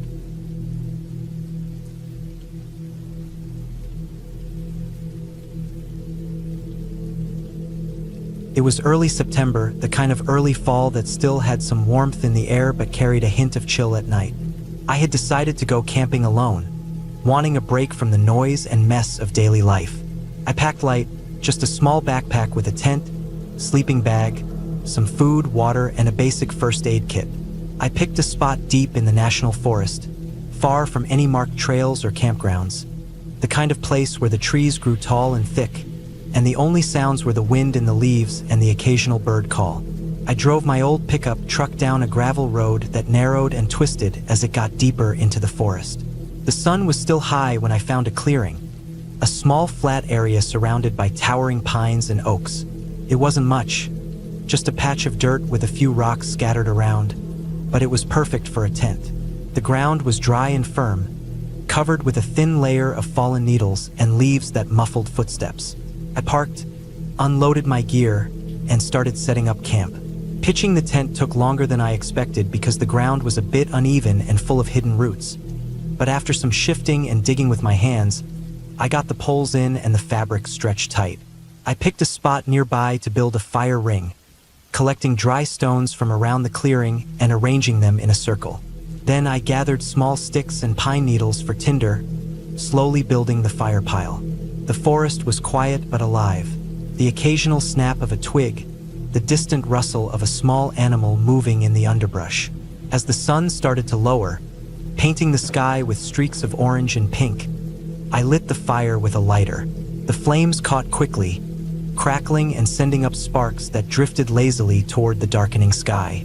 I sat on a rock near the fire, roasting some canned beans over the flames, enjoying the smell of smoke mixed with pine and earth. The night came faster than I thought. The sky turned a deep navy blue, dotted with stars. The forest around me seemed to grow darker and thicker, the shadows from the trees stretching longer.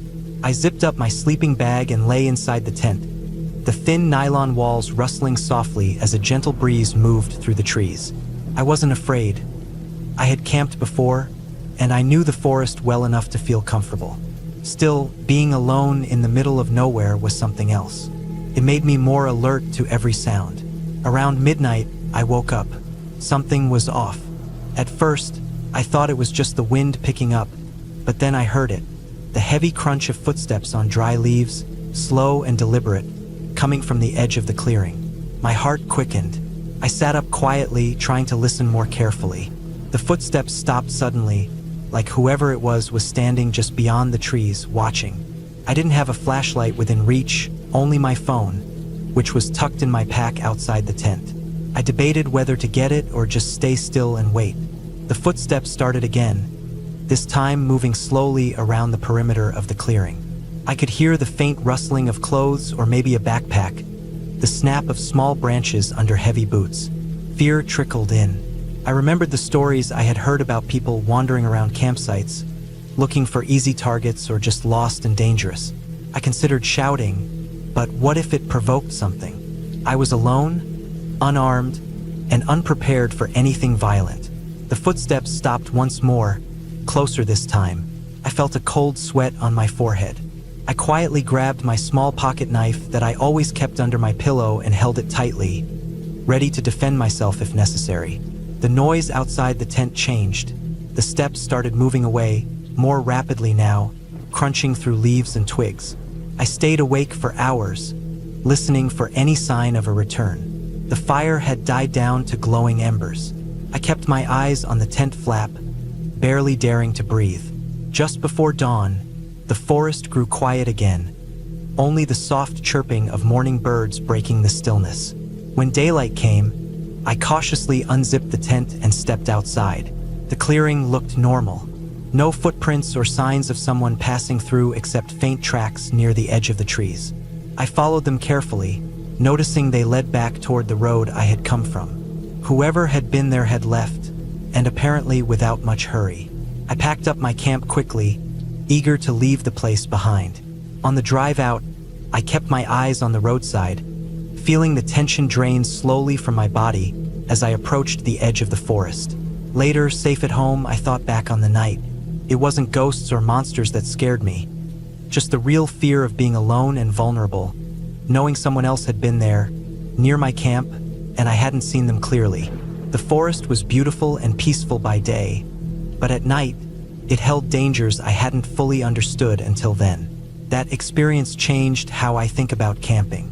It made me respect the wilderness more and taught me to be prepared, not just for weather or animals, but for the unexpected presence of other people, who can be just as unpredictable and frightening. From then on, I made sure to camp in spots where I felt safe, to bring extra light and a means of protection, and to trust my instincts when something felt wrong.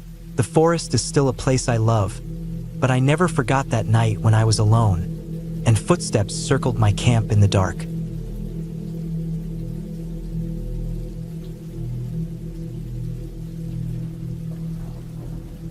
The sun was dipping low when I finally found the clearing. I'd been hiking since early morning, dragging my pack through thick woods that smelled of pine and damp earth. The trail was barely visible in places, covered in fallen leaves and twisted roots. My legs were sore, and my boots soaked from crossing a shallow creek that cut across my path. I knew the spot was supposed to be good for camping, A flat field surrounded by dense forest, with a small stream nearby for water. Felt isolated, perfect to get away from everything. Setting down my pack, I took a deep breath. The air was cool, with a faint smell of smoke lingering in the breeze from some distant fire, maybe a campfire from another group far off. I started to unpack the tent, pulling poles and stakes out of the bag. It was a small, two-person tent, nothing fancy, but sturdy enough to hold up if it rained. The sky was still bright orange and pink, but shadows were growing long. I worked quickly, wanting to get the shelter up before dark. The woods were already starting to feel a little less friendly. The sounds of birds were quieting down, replaced by the low rustling of branches and the occasional crack of a twig underfoot. I was alone, and that alone feeling was settling in deeper now. By the time the tent was set, the sun was just a thin line behind the trees. I gathered some dry wood and started a small fire in the cleared ring I found nearby. Flames flickered, casting long dancing shadows on the ground. I sat close, warming my hands and trying to calm the growing knot of unease in my stomach. It wasn't just the dark. Something about the stillness around me made the hairs on my arms stand up. I ate some jerky and trail mix, my fingers shaking a little. It wasn't cold enough for a jacket, but the wind was picking up, carrying sounds I couldn't place. Something moved just beyond the firelight, a quick shadow slipping between trees. I froze, staring into the darkness. I wanted to tell myself it was just a deer or maybe a fox, but the way it moved didn't feel natural. It was too deliberate, like something watching me. After a while, I decided to get inside the tent. I zipped it up and sat in the small vestibule, pulling out my map and flashlight. I double-checked the route for the next day. That's when I heard it. Heavy breathing. Not close, but definitely nearby. It was uneven, ragged, like someone or something struggling to catch their breath. I held still, every muscle tense. The breathing got louder, then paused, then started again from a different spot around the camp. I shined the flashlight outside the tent, the beam cutting through the blackness. Nothing moved except the trees. I wasn't sure if it was an animal or a person. My mind raced through all the possibilities, none of them comforting. My phone had no signal and the battery was low anyway. I tried to remember how to stay calm. Slow breaths, steady mind, but it was impossible. The breathing shifted again, closer now. A low growl mixed in guttural and deep. It wasn't a bear, but something else. Maybe a big dog or a wild animal I wasn't familiar with. I had no weapon except a small pocket knife, buried somewhere in my pack. I felt completely exposed. I decided to grab my backpack, thinking I might have to run. But as soon as I moved, the breathing stopped. The woods were silent again, as if whatever was there had vanished. I sat back down, heart pounding. Minutes passed like hours. Then, from just outside the edge of the firelight, came a sudden snap of a branch. I froze. The sound was too close to ignore. I grabbed my flashlight and pointed it toward the noise. A pair of eyes reflected back at me, faint, yellow, watching. They blinked once, then disappeared into the dark. I didn't sleep much that night. Every crack of a twig, every rustle of leaves kept me alert, listening. At some point, I thought I heard footsteps circling the clearing. I didn't dare move. When dawn finally broke, the first light felt like a blessing. I hurried out of the tent, trying to shake off the fear that had rooted me to the spot all night. I packed up quickly, not bothering with breakfast. As I followed the trail back toward my car, I kept looking over my shoulder. The forest that seemed so peaceful during the day now felt like it held too many secrets. I wasn't sure what had been out there with me. Wild animal, lost person, or something else, but I knew I didn't want to find out.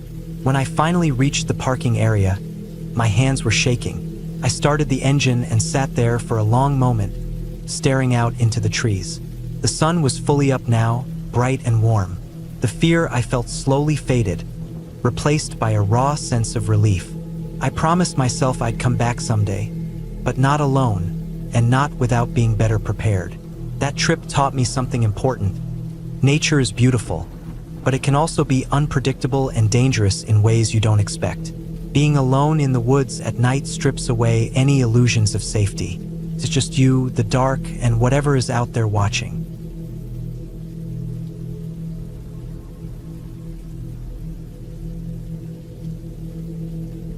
I arrived at the campsite late in the afternoon, after a long drive through narrow mountain roads covered with dense pine trees. The sky was still bright, but the sun was low and warm, casting long shadows over the forest floor. My backpack felt heavy on my shoulders, loaded with the usual gear: tent, sleeping bag, food, water, a small stove, and a basic first aid kit. I chose this spot on a whim, a small clearing just past a bend in the trail, far from the main campground. I wanted some quiet, a chance to get away from the noise and people. Setting up the tent took longer than I expected. The ground was uneven, scattered with roots and small rocks. I had to clear some branches and carefully find a flat patch so the tent wouldn't slide or sink when I lay down. My hands were shaking slightly from the effort and the cold creeping in as the sun dipped lower. The air smelled sharp and clean, filled with pine needles and damp earth. Birds were chirping far off in the distance, but other than that, the forest was mostly silent. After I pitched the tent, I gathered some dry wood for a fire. It wasn't easy. The forest floor was mostly covered with thick moss and fallen leaves damp from the morning dew. I found a few small twigs and some branches that looked dry enough, but I knew the fire would need a bit of work to catch. The first spark sputtered and died twice before I managed to coax a small flame. I fed it carefully, blowing gently to avoid smothering the fragile light. I sat close to the fire, feeling the warmth spread slowly through my cold fingers. I pulled out some canned beans and crackers for dinner, eating slowly while watching the light fade and the sky turn a deep shade of blue. Stars began to appear, one by one, twinkling faintly through the tree branches overhead. The quiet around me felt peaceful but also strange, like the forest was holding its breath. Night came quickly. I crawled into the tent, zipped the door tight, and lay down on my sleeping pad. I could hear the soft crackle of the fire outside and the distant call of an owl. The temperature dropped sharply, and the cold seeped in through the thin fabric of the tent. I pulled my sleeping bag tighter around me. Suddenly, I heard a faint noise, something rustling in the bushes just beyond the firelight. My heart jumped. I stayed perfectly still, listening. The noise came again, closer this time, a low scraping or dragging sound. I told myself it was probably an animal, maybe a raccoon or a deer, but the sound was too heavy, too deliberate. The hairs on the back of my neck stood up. I unzipped the tent slightly and peeked out. The fire was still burning low, casting flickering shadows on the trees. Nothing moved in the darkness, but I saw the bushes sway gently, as if something large was pushing through them. My breath came in shallow, quick gasps. I grabbed my flashlight and switched it on. The beam cut through the dark, illuminating a small patch of ground. Then I saw it, a pair of yellow eyes reflecting the light just beyond the fire's glow. The eyes blinked slowly, unblinking, locked on me. My body froze. The animal stepped forward. It was a large black bear, its heavy shoulders and thick fur unmistakable even in the weak light. It sniffed the air, its nose twitching as it took in the smell of my food. I realized I had left some scraps near the fire, and that was probably what attracted it. I slowly zipped the tent closed again, holding my breath. The bear growled softly, a low rumble that vibrated through the ground. It pawed at the dirt near the fire, then turned and vanished into the dark trees. The sound of its heavy footsteps faded away. I sat up in the tent, heart still pounding, knowing I wasn't safe out here alone. The bear might come back anytime. I tried to calm myself, telling myself to stay still, wait until dawn. The night passed in a blur of uneasy dozing and sharp awakenings. Every snap of a twig, every rustle of leaves, made me tense. At one point, I thought I heard voices far off, maybe other campers or hikers, but they were too distant to be sure. When the first light of dawn crept through the tent fabric, I unzipped it cautiously. The fire had died, and the clearing was empty. No sign of the bear. I packed my things quickly, heart still racing but relieved. I decided not to stay another night. On the hike back, I kept looking over my shoulder. The forest felt different now, larger, more dangerous. When I finally reached the parking lot and my car, I sat inside for a long time, my hands still shaking. I realized then that the forest wasn't just a quiet place to escape. It was wild and alive, full of animals and sounds that I didn't understand. I had been lucky, but next time I would be more prepared, more cautious. Nature wasn't a storybook with happy endings. It was raw, real, and sometimes terrifying.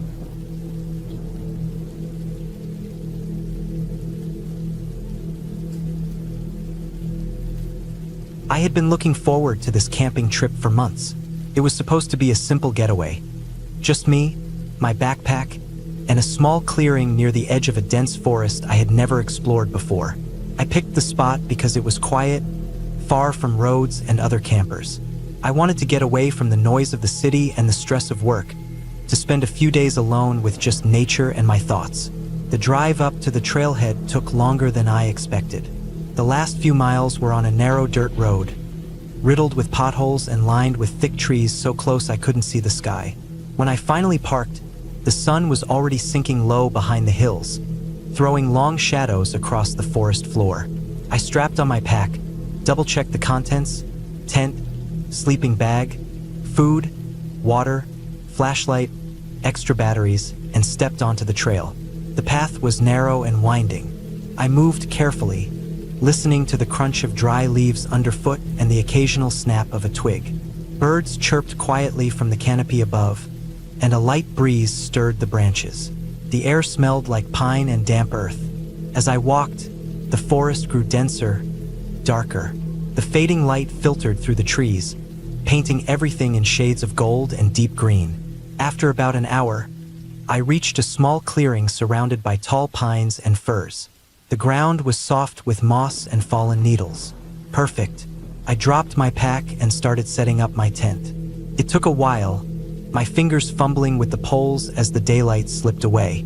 I could feel the chill of evening settling in, so I hurried, wanting to finish before it got too dark. When the tent was up, I gathered some dry wood nearby and started a small fire in the pit someone had dug earlier. The flames crackled, throwing warm light and dancing shadows around the clearing. I pulled out my dinner, a can of beans and some crackers, and ate slowly, savoring the quiet. The forest seemed peaceful, almost welcoming. But as the night deepened, the sounds changed. The birds had gone silent. Now I could hear the soft rustling of leaves and the occasional snap of branches. Somewhere in the distance, a low howl echoed. Not a wolf, I told myself. Probably a coyote or some other animal. I cleaned up, put out the fire carefully, and crawled into my sleeping bag. I zipped the tent door shut and switched on my flashlight for a few minutes to read a map. Then I turned it off, plunging the tent into darkness. Outside, the wind picked up, making the trees sway and groan. Sleep was slow to come. Every small noise seemed amplified: the rustle of a branch, the snap of a twig, the faint crunching of leaves nearby. I tried to convince myself it was nothing, but my heart beat faster with each sound. Around midnight, I woke to a noise right outside the tent. It was faint but unmistakable. A heavy breathing, close enough to make me freeze. My eyes strained in the dark. I stayed perfectly still, listening. The breathing continued, slow and steady, then shifted into a soft scraping sound, like claws or paws against the tent fabric. Panic tried to rise in my chest, but I held it back. I didn't want to make noise. Whatever it was right outside. I could feel my breath coming faster, my hands sweating inside the sleeping bag. The noise stopped as suddenly as it started. Then I heard footsteps moving away slowly through the underbrush. I stayed awake for the rest of the night, too tense to sleep. When the first pale light crept over the trees, I unzipped the tent and stepped outside, heart pounding. The clearing looked calm and empty. No sign of whoever or whatever had been there. Just a few broken branches and some disturbed leaves near the edge of the clearing. I packed up quickly, not wanting to stay a moment longer. As I walked back along the trail, I kept glancing over my shoulder. The forest seemed less friendly in the morning light. I reminded myself it was just an animal, maybe a bear or a large predator checking the camp. But the thought didn't make me feel any better. By the time I reached my car, sun fully risen, I was shaking slightly. I locked the doors and sat inside for a long time before starting the engine. Driving away, I kept replaying the night's sounds in my head, the heavy breathing just outside the tent. It wasn't a story I'd share lightly, but it was real.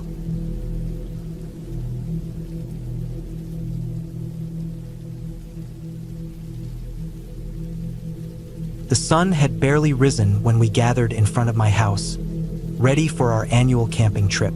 It was the 1st of May, the day we always marked for our tradition, and this year was no different. We'd been planning it for weeks, each of us contributing to the usual haul of food, drinks, and camping gear.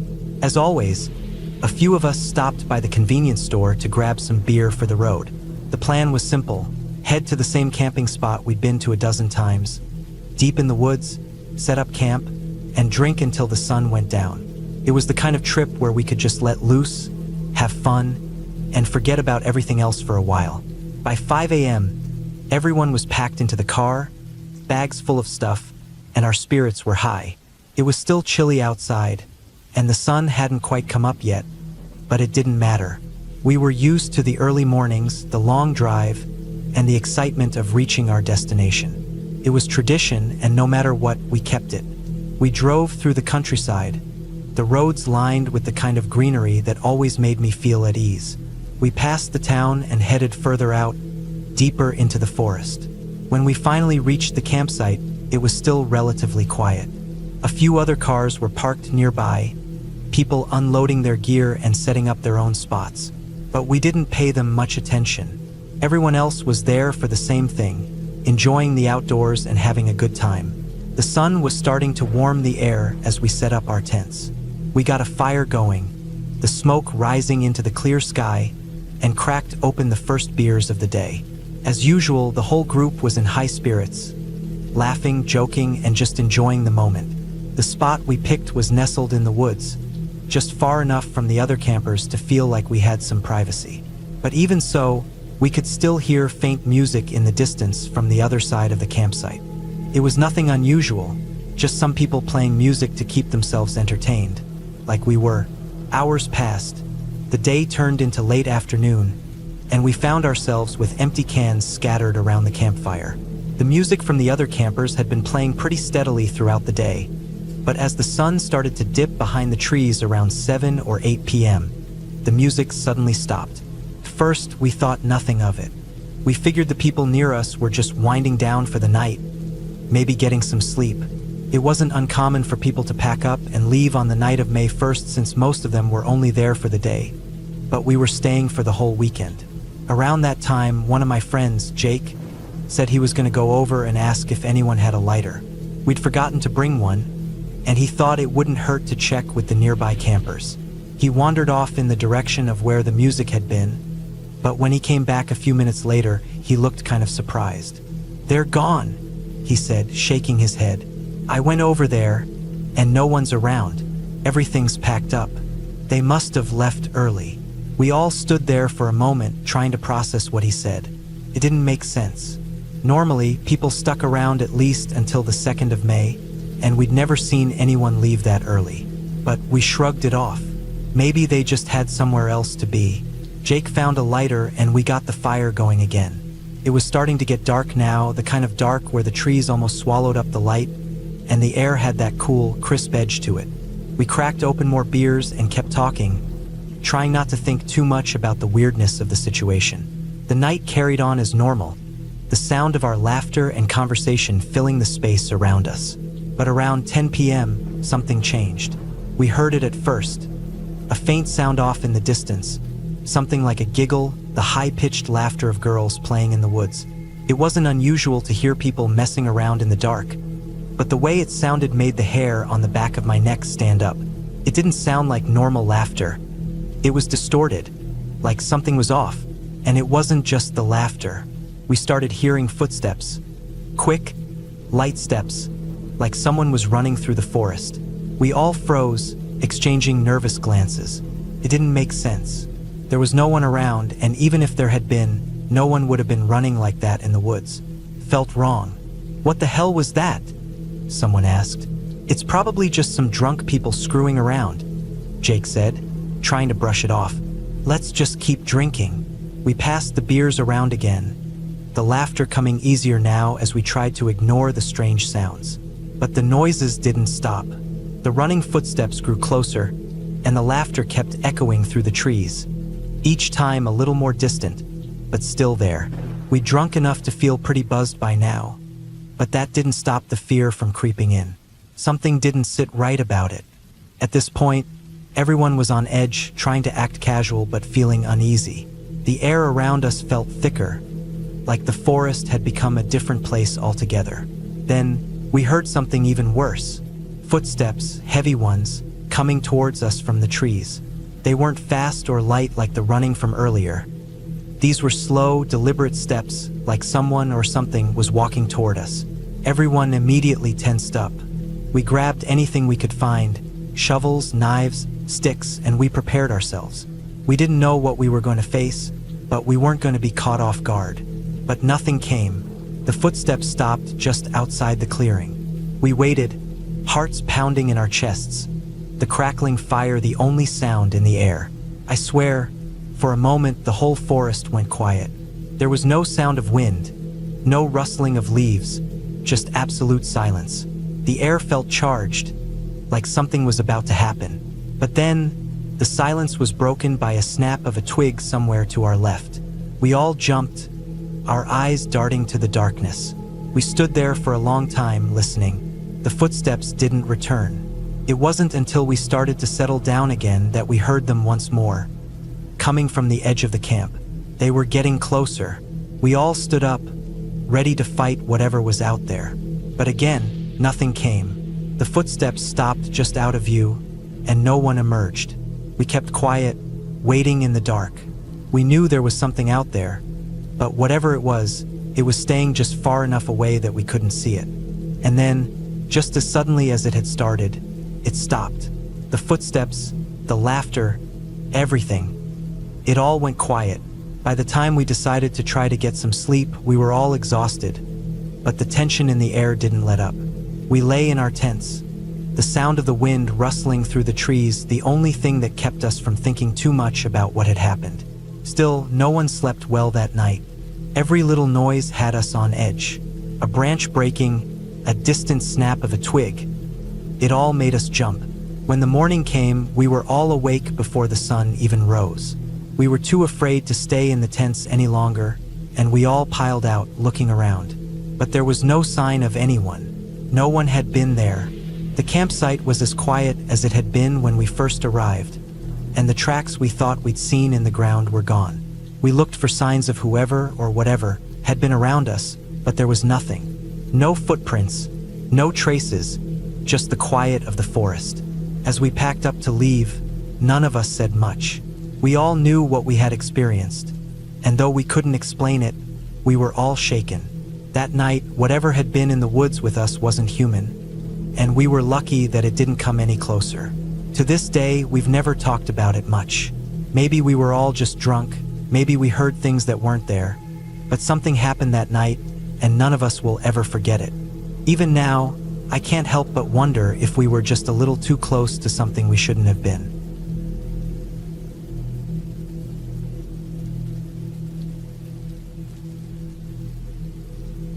It was supposed to be a simple Girl Scout trip. Nothing too serious, nothing too out of the ordinary. Just a weekend camping trip with a bunch of my classmates. All of us in our junior high uniforms, ready for a little outdoor adventure. My school had set it up, and to be honest, I wasn't expecting much more than the usual. A little hiking, a campfire, maybe some ghost stories, nothing that would stick with me forever. We arrived at the site in the late afternoon, a large open area in the middle of a military base. The base was old, probably decades old, with a few weathered buildings scattered around, but it had that kind of charm that old places have. The trees surrounding us were tall and dense, their branches thick enough to block out most of the sky, and the air smelled fresh, like pine and earth. I remember the sounds too, the wind rustling through the leaves and the occasional distant clank of something metal, probably from the old equipment left behind. The day was a blur of activities. Some of us worked on knots, others learned to cook over a fire, and then there were those who spent time hiking around the area. It wasn't until later that evening, just as the sun was setting and the air started to cool, that things started to feel different. Our supervisor, Ms. Hartley, a tall woman with short, dark hair and a no-nonsense attitude, gathered us all together. She told us it was time for a night walk through the forest trail. Everyone was a bit reluctant. I mean, we were all a bit uneasy in the dark, but it wasn't the dark itself that was the problem. It was the stories. Ms. Hartley was famous for telling creepy stories to get us hyped up, but she really went all in this time.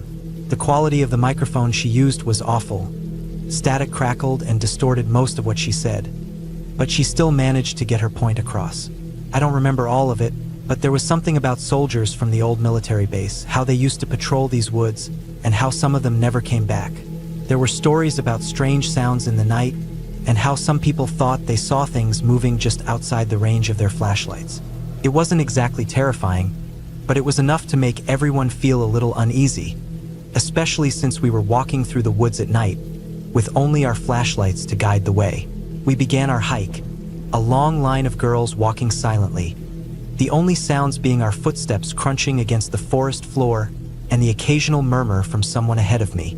I stayed near the back of the group, mostly because I wasn't in the mood to be close to anyone. Besides, the further I was from the front, the less I could hear of the ongoing conversation. I tried to distract myself by focusing on the trail ahead, the flickering beams of light dancing in front of my feet. But then something happened that threw me off. A scream. A loud, sharp scream that echoed through the trees. The girls in the front of the line jumped back in panic, their voices rising in a chorus of whispers and gasps. We all froze for a second, waiting for something, anything to happen. My heart started racing. Was it one of the stories Ms. Hartley had told us? Was it one of the soldiers she mentioned coming back to haunt us? I felt a chill run down my spine. Then, from up ahead, someone shouted, "It's okay. It's just me." It was Ms. Hartley. She had somehow disappeared from the front of the group and was now standing at the far side of the path. I don't know how she got there, or when exactly she left her position, but she was standing in front of us, smiling. We all sighed in relief. A few of the girls let out nervous laughs. "You scared the hell out of us," someone called out, half laughing, half shaken. "I didn't mean to," Ms. Hartley called back. She sounded amused, but also a little apologetic. "But it's all part of the adventure, right?" At that point, we all shrugged it off. It was just a little scare, nothing to worry about. We'd split up after that, heading towards the meeting point near the campfire. But the whole group was still a bit on edge. There were jokes and giggles, but I noticed something strange as we walked. Ms. Hartley was with us again, but something didn't feel right. Maybe it was because she had just appeared out of nowhere, or maybe it was the way she looked at us. But there was this lingering feeling in the air that I couldn't shake. When we finally reached the meeting point, we saw another supervisor standing there, Ms. Hartley's colleague, a woman named Mrs. Daniels. She was standing near the fire, looking completely calm, as though she had been there for a while. But that wasn't what caught everyone's attention. The weird part was Ms. Hartley was still with us. She was standing near the back of the group, chatting quietly with one of the girls, as though she had never left. The girls who had been talking to her before froze. They turned to Mrs. Daniels, then back to Ms. Hartley. A few of them started to whisper, exchanging confused looks. "Didn't Ms. Hartley just show up with us?" one of them asked. "Wasn't she ahead of us the whole time?" We all started talking amongst ourselves, wondering if we had missed something. The whole thing seemed strange, like a trick or some sort of prank. But why would she play a prank on us? It didn't make sense. "Wait a minute." One of the girls spoke up, turning to Ms. Hartley. "When did you get here? How did you end up with us?" Ms. Hartley laughed, brushing it off like it was nothing. "Oh, I've been here for a long time now. You must not have noticed." We all stared at her, unsure of what to say. No one knew what to make of it. Why had she said that? And if she'd been there for a while, why hadn't anyone seen her earlier? The conversation died down, and some of us wandered off to sit around the campfire. Others went to get something to drink, still talking in hushed voices. It felt like a strange shift in the atmosphere, like something wasn't quite right, but we couldn't put our finger on it. Then, as the night wore on, a few of us went back to Ms. Hartley, asking her more about what had happened. We were still curious, even though we didn't really expect an answer. She told us that she hadn't left the spot we had last seen her. In fact, she had been there the entire time. She looked at us, confused, as if we had misunderstood. "But we saw you earlier," one of my friends insisted. "You were with us at the front of the group and then you weren't. You popped up later like you were following us." Ms. Hartley shook her head. "No, I've been right here. I don't know what you're talking about." It didn't make sense. It was like she was denying the fact that she'd been somewhere else just a few minutes ago. Was she messing with us? But why would she? This wasn't the time for pranks. We were on a serious trip, not some joke at the expense of our nerves. The conversation ended, and eventually, we all split up to head to our tents. But in the back of my mind, I kept thinking about it. What if Ms. Hartley wasn't lying? What if something had happened, and we didn't see it? Maybe she had been there all along, and we just hadn't noticed. Maybe we'd all been caught up in the moment, the excitement and tension of the hike, and our brains had just played tricks on us. But it was hard to shake the feeling that something was off. It wasn't the kind of thing that could easily be explained away. Something about the way Ms. Hartley had acted, the way she had just appeared, felt strange. Maybe it was a simple misunderstanding. Maybe we were just overthinking it. But then again, what if we weren't?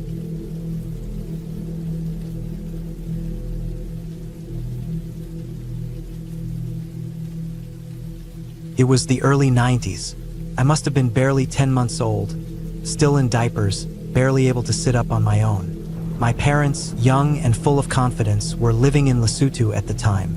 They had both taken up short-term teaching posts there, drawn by the allure of a different life, something outside of their comfort zone. My father had always had a restless spirit, and my mother was fiercely independent, always eager to experience something new, even if it came with danger attached.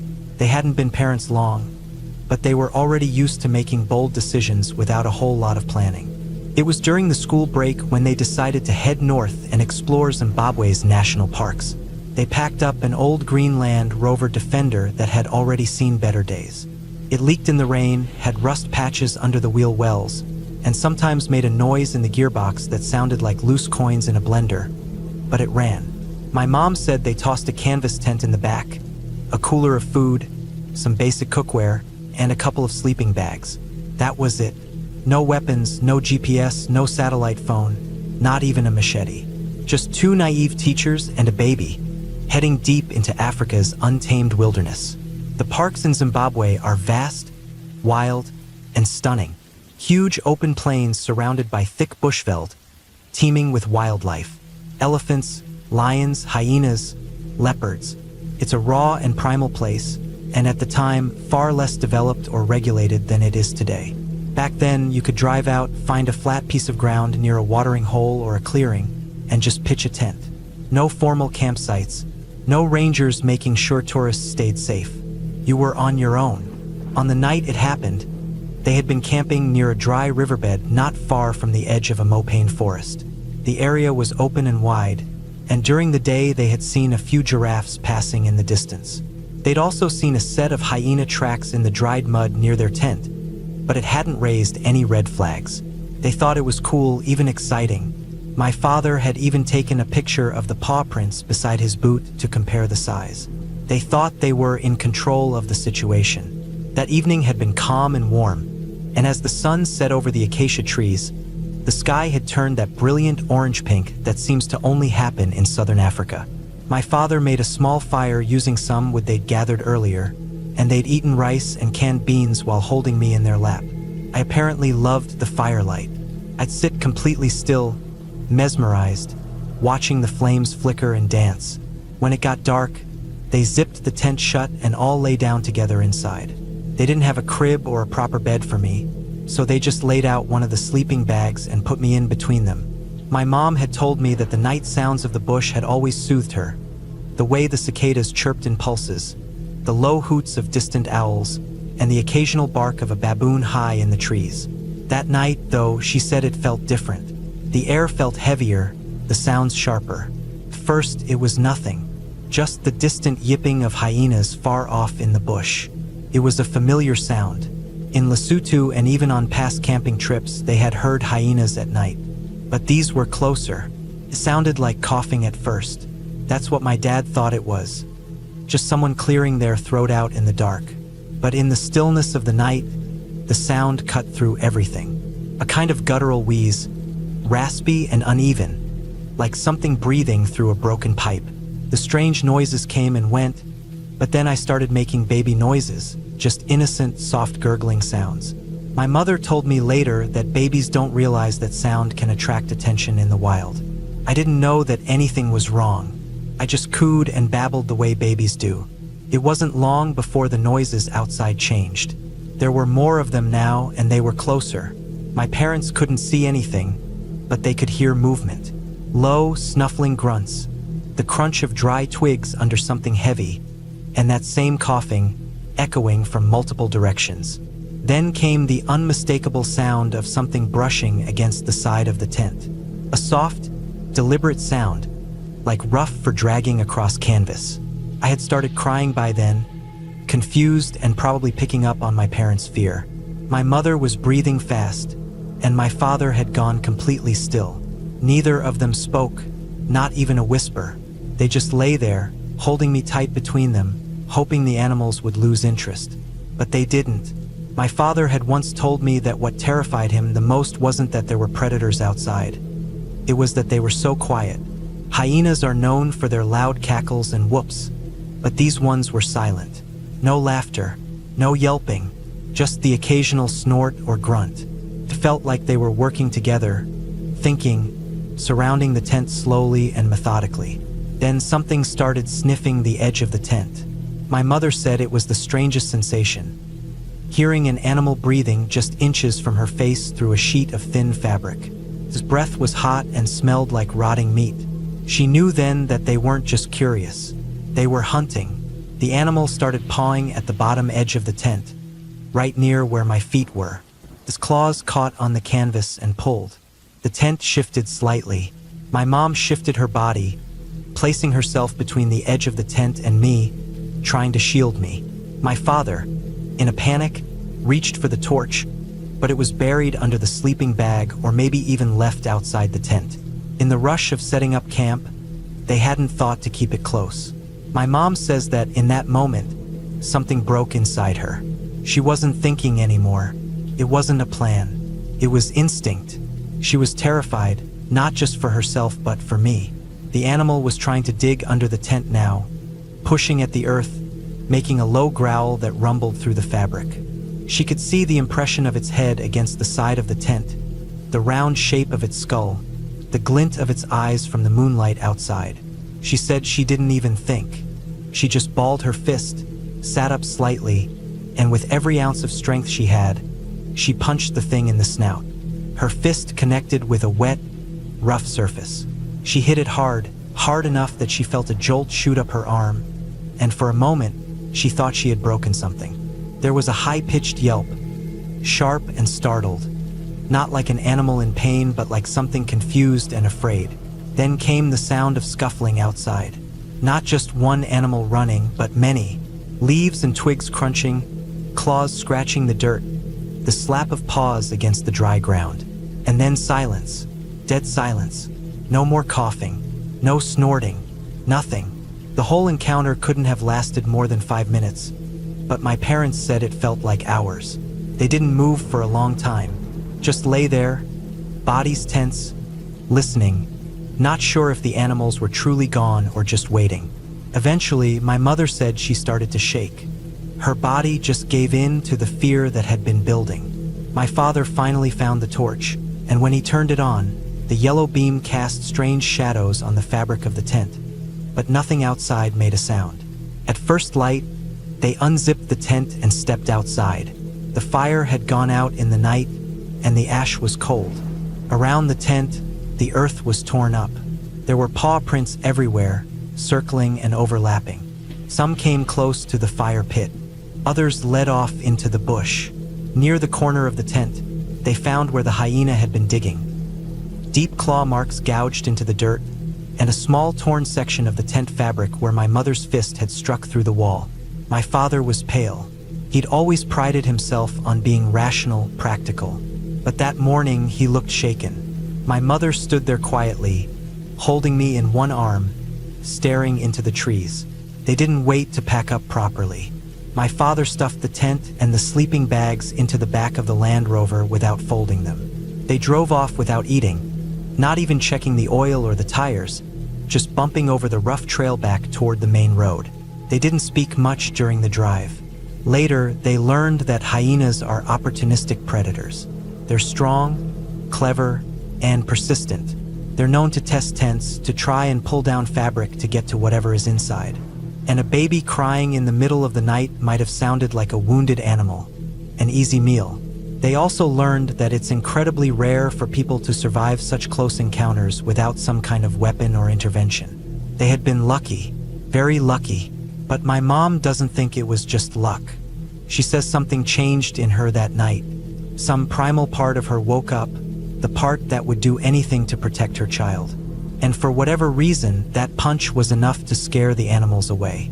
They never camped like that again. After that trip, they always stayed in designated campgrounds near other people, often in places with perimeter fencing. They bought a large hunting knife and kept it in the tent, and my father never again forgot to bring the flashlight inside before going to sleep. Years later, when they told me the story, I couldn't believe it at first. It sounded like a legend, one of those wild stories parents tell to make their lives seem more dramatic. But I've seen the tent. It still has a rough patch near the bottom corner, where it had been.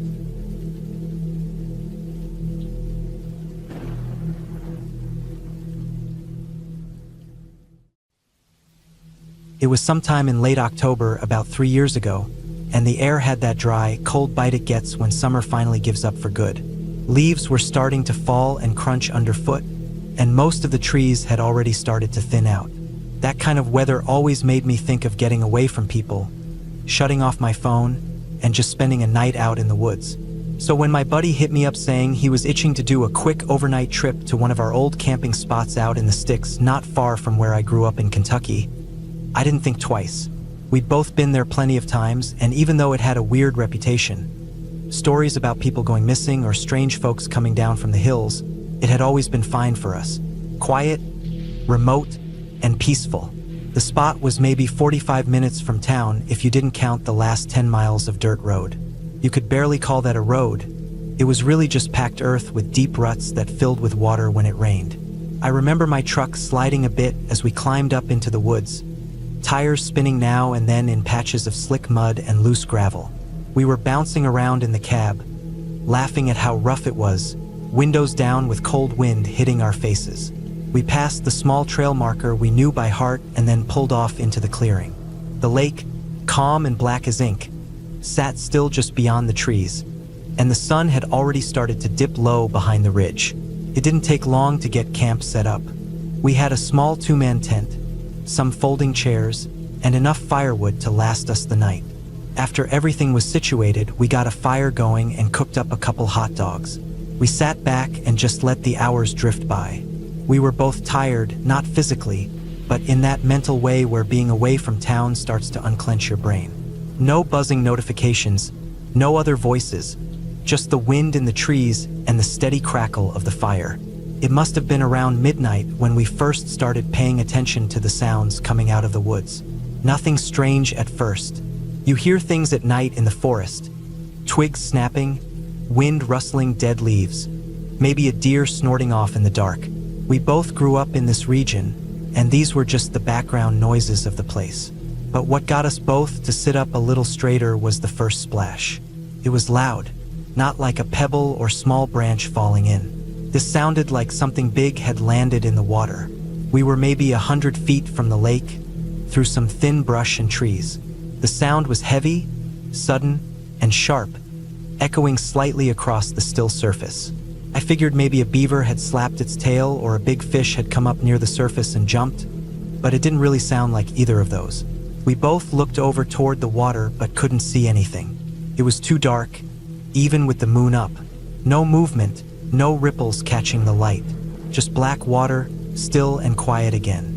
We didn't say anything, just kind of went back to poking at the fire and tossing small sticks in. A few minutes passed and we had just started to get back into that relaxed rhythm again when we heard the second splash. This one was closer, no doubt about it. Same kind of impact, like something heavy, dense, hitting water from above. But now it sounded like it had come from straight in front of our camp, a little ways down the shoreline. I remember that time, the hair on my arms stood up. Not because of the sound itself, but because the direction had changed, like whatever it was had moved. And it had moved closer. Now, we didn't have any signal out there. Not a bar. It's one of the reasons we liked it. No texts, no calls. But it also meant that if anything went wrong, we'd be on our own. We both had knives on us, like always, but nothing serious in terms of protection. One small hatchet for splitting wood. No gun. I could feel that shift in energy, you know, the one where it goes from this is fine to okay, something might be off here. Then came the third splash. This time it was loud enough to make my buddy flinch. It had to be maybe 20 or 30 feet from us. Whatever had hit the water was bigger or closer or both. And it wasn't some animal slipping and falling in. There was a deliberate, forceful weight behind it. The kind of splash that makes you picture something being dropped, not falling naturally. That's when it got real quiet. Not just us shutting up, but the woods too. No leaves rustling, no crickets. Even the frogs had gone silent. That kind of silence that pushes down on you, presses in around your ears. I looked over at my friend, and he gave me that look. The one that says, "We don't need to talk about it. We both know something's wrong." We started gathering our stuff, not in a panic, but fast. Flashlights on. My friend walked over to the tent to check on things, and I was tossing loose items into a duffel when I heard it. The crunch. Slow. Deliberate. Dry leaves. Footsteps. I froze. Came again. Then again. Rhythm. 1, 2, 3. Then a pause. Then again. It wasn't an animal. You can tell. Deer move differently, lighter, quicker. These were slow. Controlled. Bipedal. The sound was coming from just beyond the firelight, in the trees to the right of where we were standing. I swung my light over, but it only lit up a few feet into the woods. Nothing, just shadows dancing and a faint cloud of smoke drifting sideways in the wind. The steps kept going, like someone was circling, not rushing in, not trying to hide, just moving deliberately like they had all the time in the world. I remember my heart beating so hard I could feel it in my teeth. We didn't speak. We didn't need to. We both just bolted. We didn't even bother taking the tent down. I grabbed the cooler, he grabbed the duffel, and we made a beeline for the truck. I dropped the cooler once, fumbling with the keys in my pocket, hands shaking like I'd been out in the cold too long. We piled into the cab, doors slamming shut, engine roaring to life. As I spun us around and tore down that dirt path, I looked in the rearview mirror. Couldn't see a damn thing. Just dust and headlights bouncing in the ruts behind us. But I couldn't shake the feeling that something, or someone, was still standing there, just beyond the glow of the fire, watching us go. We drove all the way back to my house and didn't say much until we were inside with the doors locked and lights on. We stayed up until nearly sunrise, every little creak in the house making us jump.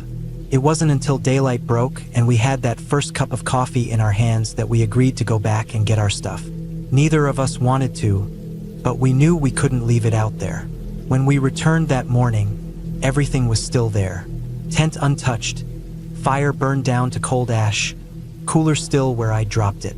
No footprints, no trash disturbed, just the echo of the night before, hanging heavy in the air. Even the lake looked peaceful again, like nothing had ever happened. But something had, and I've never been able to shake that. To this day, we don't talk about it much. We'll mention it once in a while, but never in full detail. Just a nod, a glance, a shared silence that says, "Yeah, I remember too." That area's always had a weird feel. My dad's got his own story about it. Said he and his cousin were out there fishing years back, maybe 20 years ago, same stretch of water.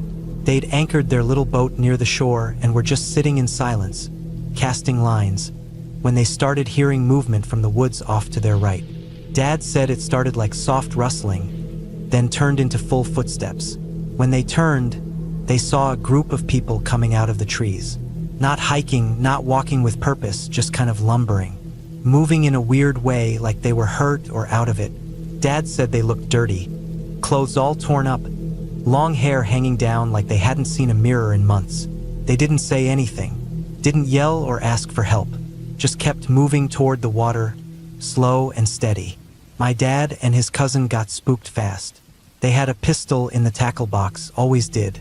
Pulled it out, waved it around, started shouting for the strangers to stop. He said the people didn't flinch, didn't even act like they noticed the gun, just kept walking step after step. That was enough for them. They fired the motor up and tore off across the lake, heart pounding, heads low. Never went back to that side again. So yeah, that spot, there's something off about it. Could be people squatting in the hills, living way off-grid. Could be something more messed up. I don't know, but I do know I won't be camping there again. Sometimes when I'm driving past that area, windows up, doors locked, I catch myself glancing toward the treeline, and I think about that night. Those footsteps in the dark, the splashes getting closer, and the silence afterward. Nothing happened, but it could have, and maybe that's the scariest part. We were lucky. We had a truck, we had a way out, and we had each other. But not everyone gets that. And I wonder sometimes what we would have seen if we hadn't run.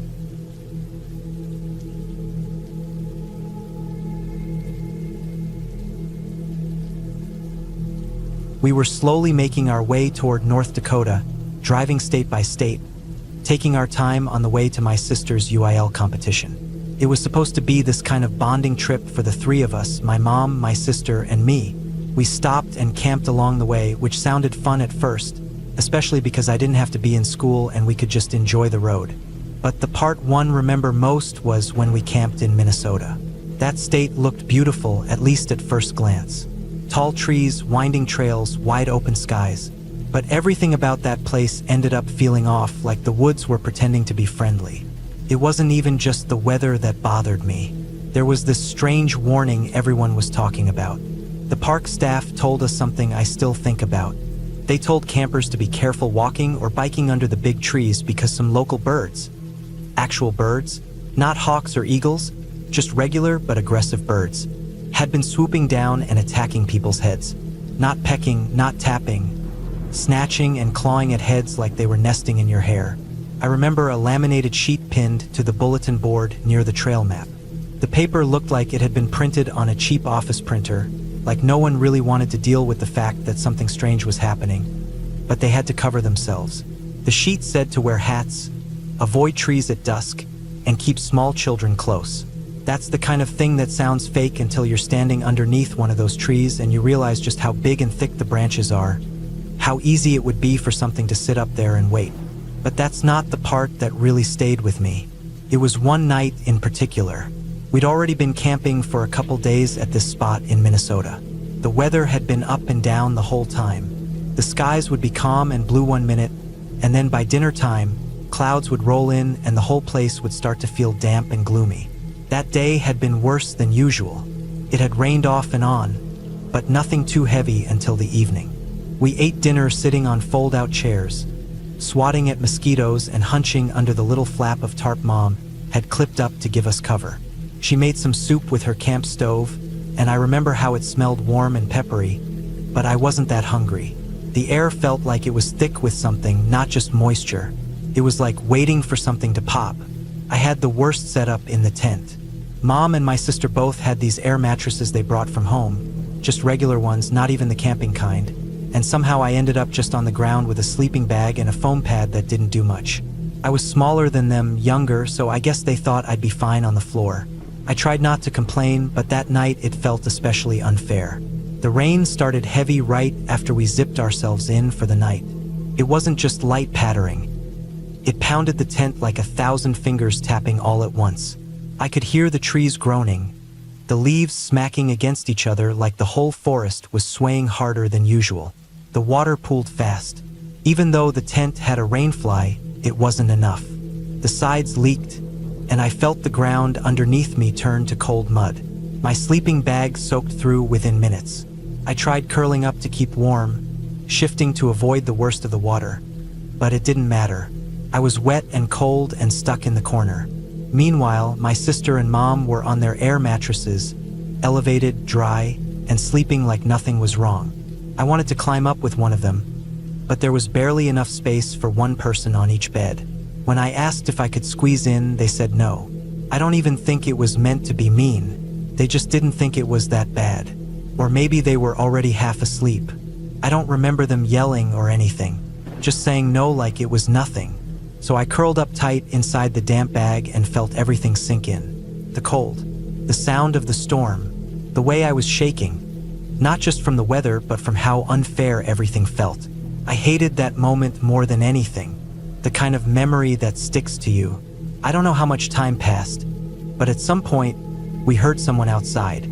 The crunch of boots over wet gravel and pine needles. That kind of movement that makes everyone inside a tent freeze. I thought maybe it was another camper at first, maybe someone heading to the bathrooms or looking for something they dropped.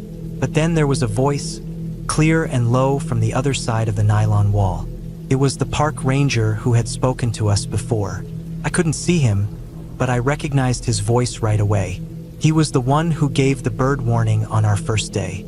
He had this serious way of talking that made everything sound official, even when it was kind of ridiculous. He said there was a severe weather warning. He was going tent to tent advising everyone to evacuate to the storm shelter. The words hit hard. Not just bad weather, but severe. And he didn't say it like a suggestion. He said it like it was serious. He told us exactly where to go. A fortified shelter not far down the road, built for nights like this. His voice didn't sound panicked, but there was urgency in it, like he'd done this before and knew how fast things could get out of hand. Then came the silence. I couldn't see anything, but I felt something. A pause, a beat too long. Then his voice lowered slightly. I could tell he was looking at our tent, maybe even straight at me, and even though I couldn't see his face, I felt his eyes. He didn't push it, but the way he said good luck before he left stuck with me. It wasn't dramatic, just final. My mom didn't want to go. I don't remember if she said why. Maybe she thought it would blow over. Maybe the hassle of packing up in the rain sounded worse than just riding it out. Whatever the reason, she said no. But after the ranger left, she must have changed her mind a little, because she finally let me crawl up and share her mattress. It wasn't comfortable. I was wet and shivering, and the bed sagged weirdly with both of us on it, but it felt like safety compared to the cold floor. I didn't sleep much. The storm got worse. The tent snapped and rippled with each gust of wind, the poles bending like they were about to break. The rain felt like it was trying to hammer its way in. At some point during the night, there was this long, eerie whistle. It didn't sound like anything natural. It rose slowly, hovered, then dropped into a deep, awful groan that seemed to roll across the entire forest. My mom and sister said it was probably a train, but I didn't hear any tracks nearby. No crossing bells, no horn, just that scream of air moving in a way that didn't make sense. Eventually, morning came. The tent was still standing, somehow, but it was beat to hell. The seams were dripping. The floor was soggy and littered with leaves and pine needles that blew in through the vents. Everything smelled like wet plastic and dirt. My sleeping bag was heavy with water. I was freezing. My fingers were red and swollen from the cold. We climbed out into the gray morning, and that's when we started seeing signs. Trees were split.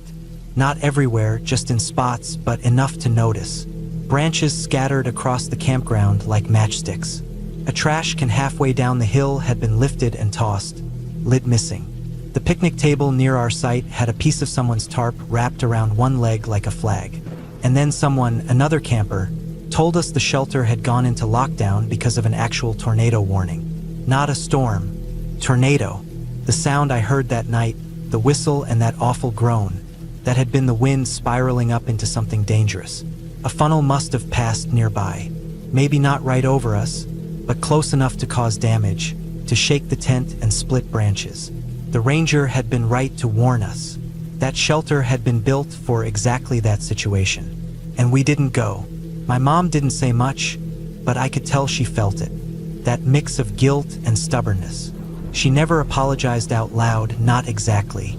But the way she kept looking at the broken trees and the ripped-up campground said enough. She knew we'd pushed our luck. Later that day, we packed up and left. Drove away from Minnesota. I was quiet in the car. Still cold, still sore from sleeping half the night on a wet mattress. We stopped at a gas station somewhere near the border, and my mom bought us hot cocoa and gas station donuts. Like it would fix everything. I drank it. I ate the donut. I didn't say much. Now, years later, we laugh about it. We joke about the bird warning and the way the ranger said, "Good luck," like he knew something we didn't. We laugh about the whistle and the way the tent nearly blew over. We say, "Remember the Minnesota storm?" Like it was some little inconvenience, like getting a flat tire or forgetting your toothbrush. But it didn't feel funny then. I still think about that night more than I'd like to admit. How close we might have come to something worse. How sometimes you don't know how bad things almost got until you're safely on the other side. My mom always says she regrets not going to the shelter that night. Not just because it would have kept us safer, but because it would have saved me a night of being cold and scared and helpless. And yeah, Minnesota really does suck. Especially the mosquitoes. They don't just bite you. They take a chunk and leave you itching for a week. But I guess that's part of it.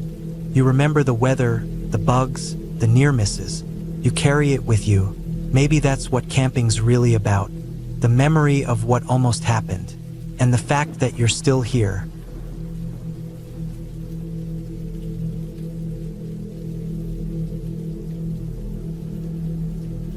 We had gone out there to get away from things for a few days. My boyfriend and I had both been working nonstop, and we were just tired. Mentally, physically, everything. That kind of tired that piles up until you don't even realize how worn down you are until you get somewhere quiet and it hits you all at once. That's what this trip was supposed to be about. Just breathing for a while. Sleeping under the stars, making coffee on a camp stove, staying off our phones, that kind of thing. We picked a quiet little campground tucked back off an old Forest Service road about 2 hours from the city. It wasn't anything fancy, just a few dirt clearings spaced far apart, surrounded by pine and scrub oak. There was a pit toilet near the entrance and a bear box bolted into a tree stump at each site. No hookups, no ranger on site, just a pay envelope at the entrance and a wooden board with tattered maps stapled to it. Perfect. The kind of place where you might go a whole weekend without seeing another soul. It was early fall, cool during the day and downright cold after sunset. The air smelled like dry grass and pine sap. The sky was clear, the stars sharp and endless overhead once the sun dipped down. It was quiet, too. So quiet I remember noticing my ears ringing a little once we got the tent set up and everything settled. That kind of silence you forget exists when you live near a freeway or in an apartment where you can hear the neighbor's TV through the wall. The first night went fine. We built a small fire, cooked hot dogs on metal skewers, drank some cheap wine from tin mugs, and played cards on the picnic table until the chill drove us inside the tent. The cold settled fast once the sun dipped behind the trees, and even with the sleeping bags zipped up all the way, it felt like lying inside a refrigerator. I remember curling into him, tucking my toes under his legs to warm them up. We drifted off to the sound of wind brushing through the treetops and the occasional distant snap of a branch from who knows what moving through the dark. The second night was when it happened. It had been a long day. We'd hiked a 6-mile loop earlier, climbing up to a ridge that looked out over a stretch of pine forest and rolling hills. The trail was dry and steep in places, and we were both tired and dusty when we got back to camp. We washed off with water from the jug, ate some canned chili, and didn't even bother with a fire that night. We crawled into the tent while the last bit of sun was still holding out over the tops of the trees. We talked for a bit, just kind of dozing in and out of sleep, our bodies sore in a good way. The tent was dark except for the little light from the moon coming through the mesh at the top. It was probably around 10:30 or so, maybe a little later. I was almost asleep. You know that stage where your body's already gone heavy, but you're still kind of aware? That in-between part? That's where I was when it happened. The sound hit first. A massive explosion, loud, sharp, and deep all at once. It was like thunder, but not really. Thunder rolls and moves.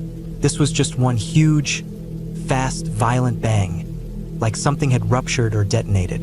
It was close enough that I felt it in my chest.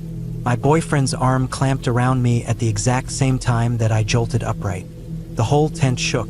There was a flash, too, bright and white, lighting up the tent so fully that for a second I could see every wrinkle in the fabric, every shadow cast by our boots at the corner of the door. Then silence. Not even the normal nighttime sounds. No wind, no insects, just a dead, pressing stillness, like the world had frozen. We sat there holding on to each other, our breathing quick and tight. I could feel his heart pounding against my back. Neither of us said anything. We didn't have to. That sound, it wasn't something you could ignore or shrug off. Something had happened, and it had happened close. Maybe not right next to us, but definitely not far. After what felt like forever, but was probably just a minute or two, we unzipped the tent and looked out. Nothing. The forest was dark and still. The moon was out, and our eyes adjusted quick enough that we could see the outline of the trees, the dirt road winding between the campsites, the empty picnic table and fire ring. No smoke, no glow, no movement. We stepped out, slow and careful, listening hard. I half expected to see a tree on fire or someone yelling for help, or at least some kind of activity, something that would explain what we just heard. But there was nothing. We walked a few steps from the tent, standing near the edge of the site, peering into the trees and the dark beyond. I kept thinking I'd see headlights through the trees or maybe hear an engine start up somewhere. Nothing, just more silence. Eventually, we went back into the tent. There wasn't much else we could do. We didn't have cell signal out there, and it's not like there was a ranger station nearby. Plus, there weren't any signs of danger. No fire, no shouting, no sirens, nothing. It was just the sound and the flash. That was it. Still, sleep was out of the question for a while. Every little creak of the tent fabric made me jump. I couldn't get comfortable. Every time I started to doze off, I'd suddenly remember the explosion and jerk myself awake again. He was doing the same. I could tell from the way he kept shifting and pulling the sleeping bag tighter. We didn't talk. We just lay there, waiting for something else to happen. But nothing did. When morning came, we got up early. The sun was out, and everything looked completely normal again. I kept looking around the campground as we packed up, expecting to see something. Some charred trees, a burnt stump, maybe a blackened spot in the dirt. But there was nothing. Just a few birds hopping in the brush, a couple of squirrels chasing each other through the trees, and the same dusty road we'd driven in on. We drove slow as we left, eyes scanning the trees and open spots along the road. I even looked behind us in the rearview mirror a few times, expecting to catch a glimpse of something we missed. Still nothing. We stopped at a gas station about 20 minutes from the campground to fuel up and check our phones. I looked online, searched for news about explosions, fires, accidents, anything that might explain what we'd heard. But there was nothing. No local news reports, no Forest Service alerts, no fire warnings. Just another normal day, apparently. We've talked about it since then. A few times we tried to figure it out. Maybe it was a propane tank, we said. Maybe someone camping way out in a dispersed site had a faulty stove or a gas canister sitting too close to the fire. That would explain the flash. That would explain the bang. But we didn't hear any aftermath. No fire trucks, no crackling flames, no one shouting. The thing is, an explosion like that doesn't just happen and leave no trace. You'd expect something. A column of smoke, a burned spot, some kind of damage. We also wondered if maybe someone had brought fireworks, though it felt like the wrong time of year. It wasn't near any holiday, and fireworks aren't exactly allowed in the forest. Plus, this wasn't a pop or a series of crackles. It was one huge detonation, one burst, then nothing. There's a part of me that thinks maybe it was some kind of illegal activity, someone doing something they weren't supposed to be doing, and they cleaned it up before morning. That makes more sense than the other theories. Maybe someone cooking drugs, maybe someone testing something they shouldn't have been, or even something as stupid as trying to light a whole bunch of gas in a barrel for fun. People do dumb things, but none of that explains the total silence that followed, or the fact that we didn't hear a car leaving or anyone talking. I've spent a lot of time in the woods over the years, and you get used to how sound works out there. Even when something's far away, the sound carries. An engine, especially in the cold night air, echoes between the trees for a long time. But there was nothing. No crunching footsteps on gravel. No low voices. Just that bang, that flash, and then silence. And we never found out what happened. The next few days passed like normal. Nobody else brought it up. I even checked with a few hiking forums and local Facebook groups to see if anyone had been in the area that night. Nobody mentioned it. Just photos of sunsets and elk sightings and questions about trail conditions. It's been almost a year now, and I still don't have an answer. Every now and then I think about it, usually when I'm lying in bed at night, staring at the ceiling. I picture that flash, the way it lit up the tent, and how loud the sound was. I remember the way my chest felt, like the air had been sucked out of it. We've camped a few times since then, but I'm not as relaxed as I used to be. I sleep lighter. I keep the flashlight closer. I check the area around our site more carefully. I don't know what that noise was, and maybe I never will, but I know what I felt, and I know I don't want to feel it again. It's a strange thing, being that close to something and having no clue what it was. You start to wonder what else happens in the dark while you're lying there, trusting that the world around you is behaving the way it's supposed to. You want the woods to feel safe. You want silence to mean peace. But sometimes it just means something already happened, and you weren't supposed to know about it.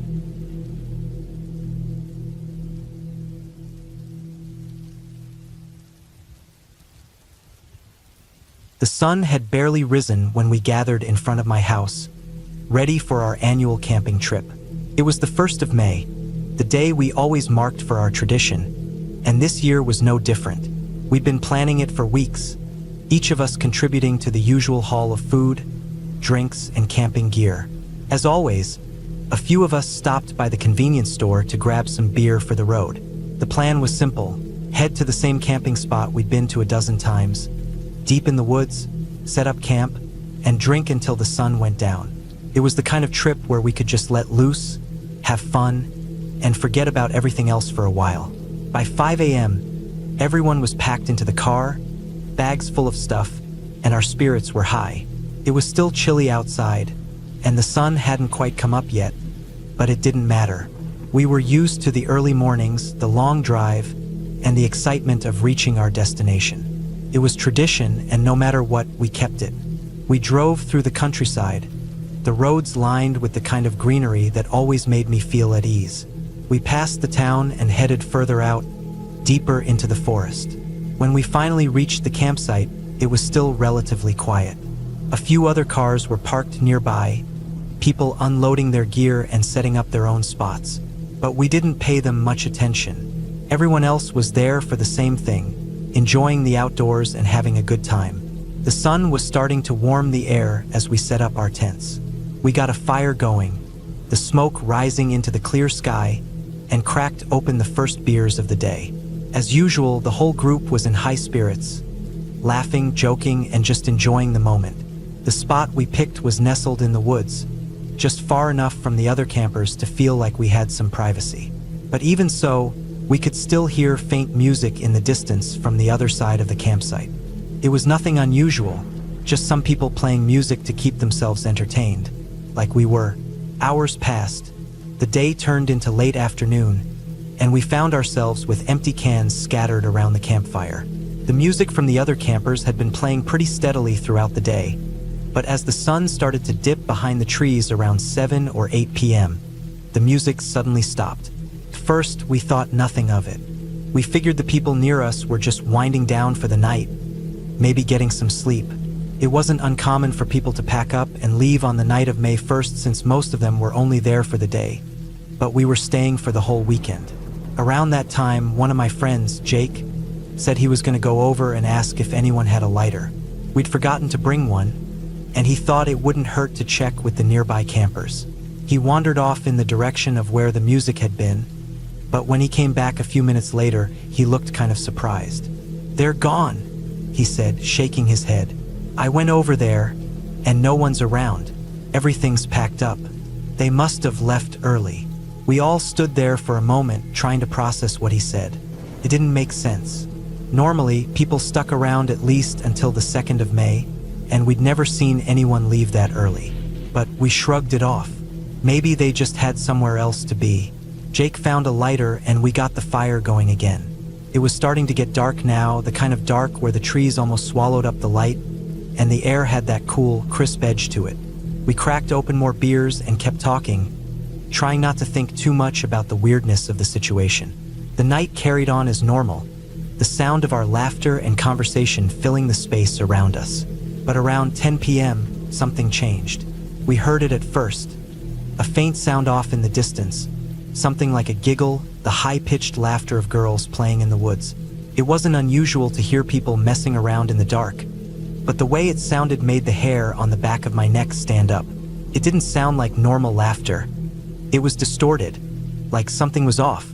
And it wasn't just the laughter. We started hearing footsteps. Quick, light steps, like someone was running through the forest. We all froze, exchanging nervous glances. It didn't make sense. There was no one around, and even if there had been, no one would have been running like that in the woods. Felt wrong. What the hell was that? Someone asked. It's probably just some drunk people screwing around, Jake said, trying to brush it off. Let's just keep drinking. We passed the beers around again, the laughter coming easier now as we tried to ignore the strange sounds. But the noises didn't stop. The running footsteps grew closer, and the laughter kept echoing through the trees, each time a little more distant, but still there. We'd drunk enough to feel pretty buzzed by now, but that didn't stop the fear from creeping in. Something didn't sit right about it. At this point, everyone was on edge, trying to act casual but feeling uneasy. The air around us felt thicker, like the forest had become a different place altogether. Then, we heard something even worse. Footsteps, heavy ones, coming towards us from the trees. They weren't fast or light like the running from earlier. These were slow, deliberate steps, like someone or something was walking toward us. Everyone immediately tensed up. We grabbed anything we could find, shovels, knives, sticks, and we prepared ourselves. We didn't know what we were going to face, but we weren't going to be caught off guard. But nothing came. The footsteps stopped just outside the clearing. We waited, hearts pounding in our chests, the crackling fire the only sound in the air. I swear, for a moment the whole forest went quiet. There was no sound of wind, no rustling of leaves, just absolute silence. The air felt charged, like something was about to happen. But then, the silence was broken by a snap of a twig somewhere to our left. We all jumped, our eyes darting to the darkness.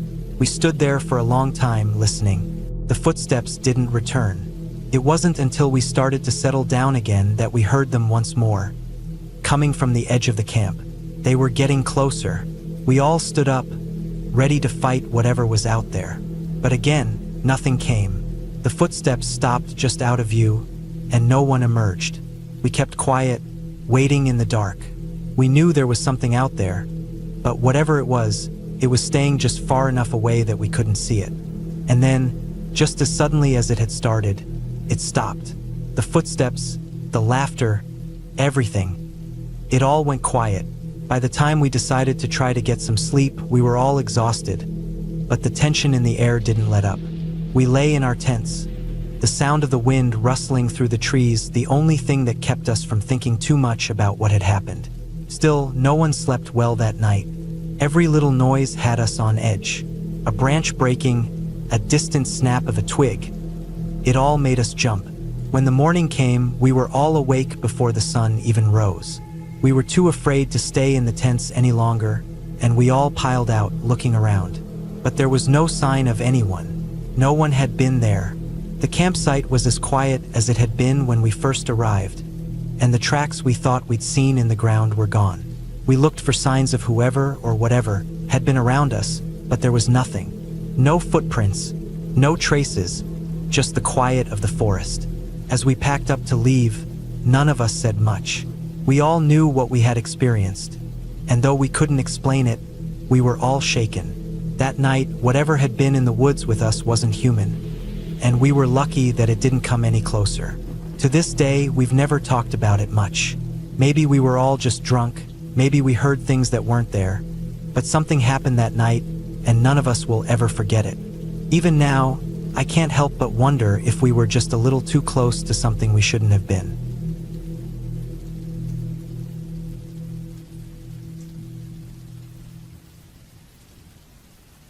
It was supposed to be a simple Girl Scout trip. Nothing too serious, nothing too out of the ordinary. Just a weekend camping trip with a bunch of my classmates.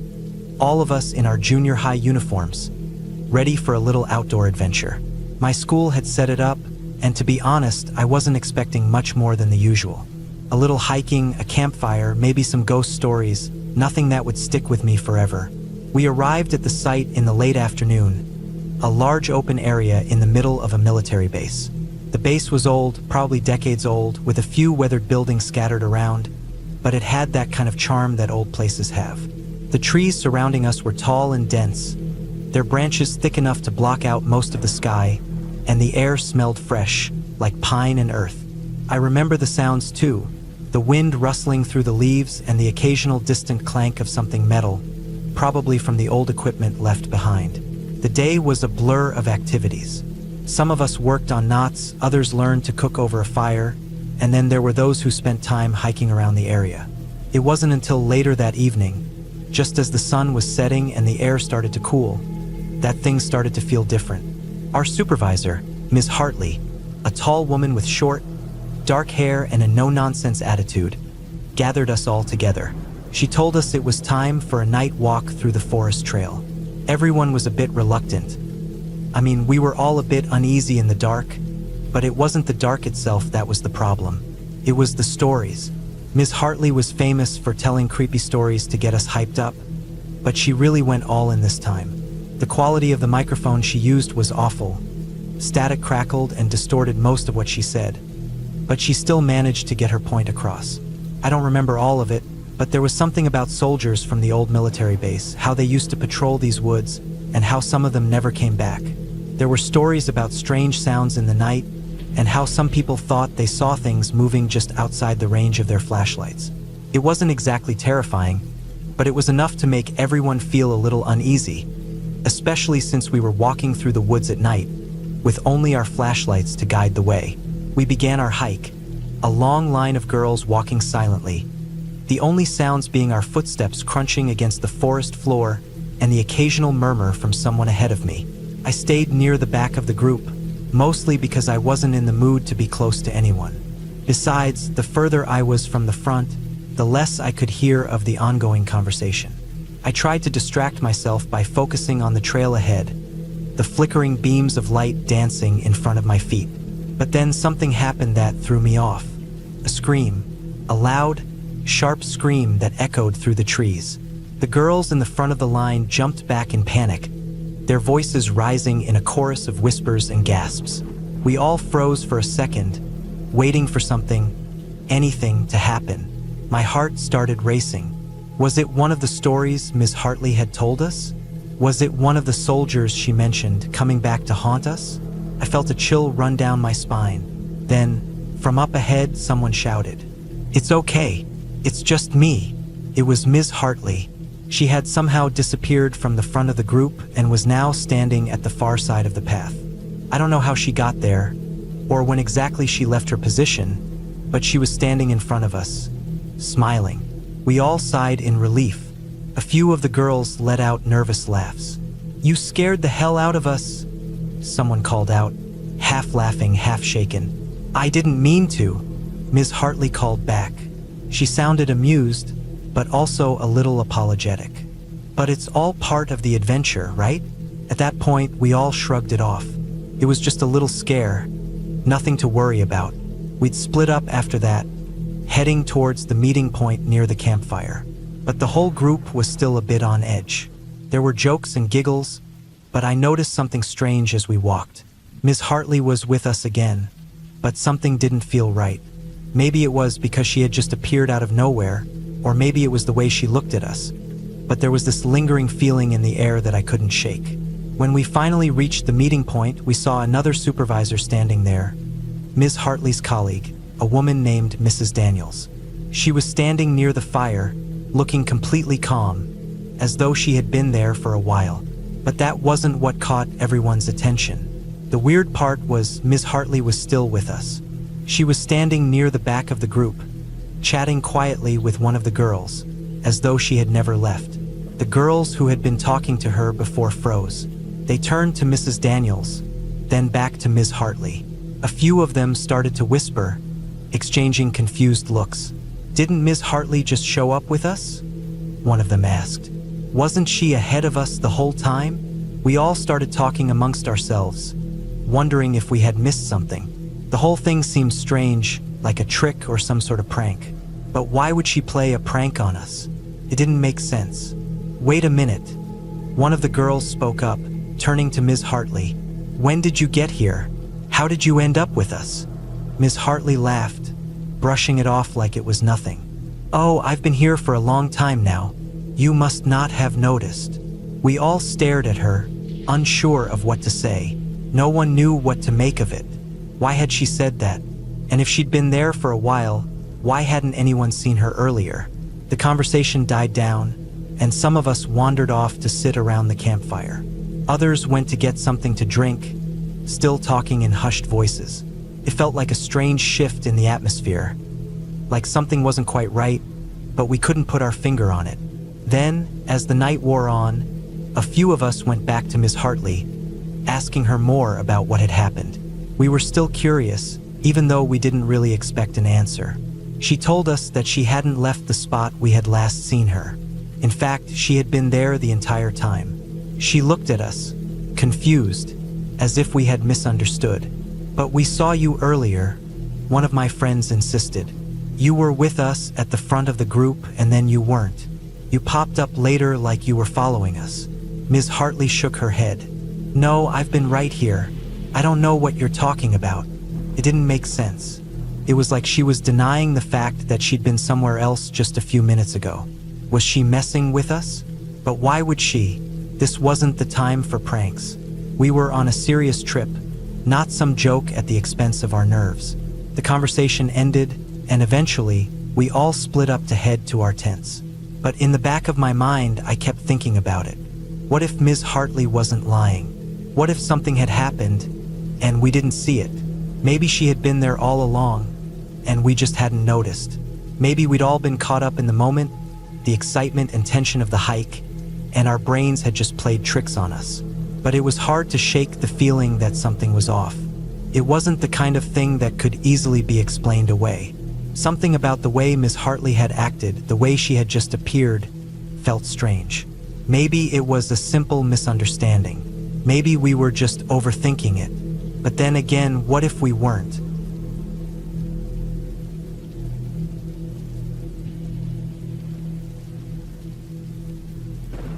I had been planning the solo trip for a while. I needed time away from everything. Phones, people, work, noise. I chose a place tucked deep into a national forest, a quiet valley where a small river curled through the trees and cliffs. It wasn't an official campground, more like a clear patch of land I had marked on my map a year earlier when hiking with friends. Back then, I had dropped a pin and promised myself I'd come back alone one day. The hike took most of the afternoon. It was hot, and I was sweating by the time I reached the clearing. No signal out there, which I liked. The trees rose high on either side of the narrow valley, leaning in with thick shadows, their tops catching the late sun. The place was peaceful. You couldn't hear anything but wind through the leaves and the occasional bird. I found a flat area near the river and set up my tent. It wasn't fancy, just a simple dome tent I had used for years. I unpacked my gear, got a small fire going with dry sticks, and boiled water for my freeze-dried meal. I sat on a rock by the fire and watched the last of the light fade off the cliffs. The air cooled quickly. I remember how quiet it was, almost too quiet. I could hear the blood in my ears when I tilted my head. When it got dark, I crawled into the tent and zipped the door shut. I had brought a book, but I was too tired to read. I remember thinking how good it felt to be completely alone, to not have to answer to anyone, to just breathe and listen to nothing. I drifted off with the sound of the river in the background. Sometime during the night, I stirred. I don't know what time it was. I didn't check my watch. It was dark, pitch black inside the tent. I lay there, eyes open, unsure of what woke me. I thought maybe it was an animal. I didn't hear anything at first, but something felt off. It was a kind of alertness, like my body noticed something before my brain did. My breathing slowed, and I strained to listen. Then I heard it, slow footsteps in the grass. Not a squirrel or a raccoon. Something heavier. They were soft but not quiet. Measured. A crunch, then a pause. Another crunch. I froze. My sleeping bag was zipped up, but I didn't dare move. The sound circled my tent, slow and steady. A step here, a shuffle there, then silence. I lay there for what felt like hours, eyes wide open. My heart pounding so loud I thought whoever was out there could hear it. I didn't breathe too deeply. I didn't even swallow. I just waited. Eventually, I must have passed out again, because when I woke up, the sun was rising. Light leaked through the tent walls, soft and golden. For a moment, I forgot where I was. Then it came rushing back. I unzipped the tent door and stepped outside, the cold air hitting my face. Right away, I saw it. My camp was wrecked. My pack had been pulled apart. My small cooler was tipped over, contents scattered. My food bag was ripped open. My cooking pot had been tossed a few feet away and dented. Footprints were all over the place, pressed deep into the dirt and grass. Not one set, several. They circled the tent, went to the river, and came back. The footprints were human. I stared at them for a long time. Some were made by boots. Others looked like worn-out sneakers. There was even one that looked barefoot. The toe prints were clear in the dirt. I felt sick. My mouth went dry, and my skin went cold even though the sun was rising. This wasn't a curious animal. Someone, or several people, had been out there in the middle of the night walking around my tent. Watching, maybe waiting, and I had no idea they were out there until it was too late. I walked around trying to make sense of it. Nothing had been stolen, at least not that I could tell right away. My wallet was still in my pack. My phone was buried deep in my clothes bag. They hadn't taken anything valuable, but it wasn't about stealing. That much was clear. This was something else. They wanted me to know they'd been there. I packed up fast. I didn't eat. I didn't drink coffee. I shoved everything into my pack, even though it was a mess. I didn't bother folding the tent. I just rolled it up and stuffed it into the bottom of my bag. I had no appetite. I felt like I was being watched the whole time. My skin crawled. Every gust of wind through the trees made me jump. I started hiking out. I had marked the trail with a GPS tracker before I lost signal, so I knew where I was going, but I didn't feel safe. The forest, which had seemed peaceful the day before, now felt suffocating. Every branch looked like a figure. Every sound made me stop and hold my breath. About halfway up the valley, where the trail curved around a thick patch of underbrush, I spotted something that made me stop cold.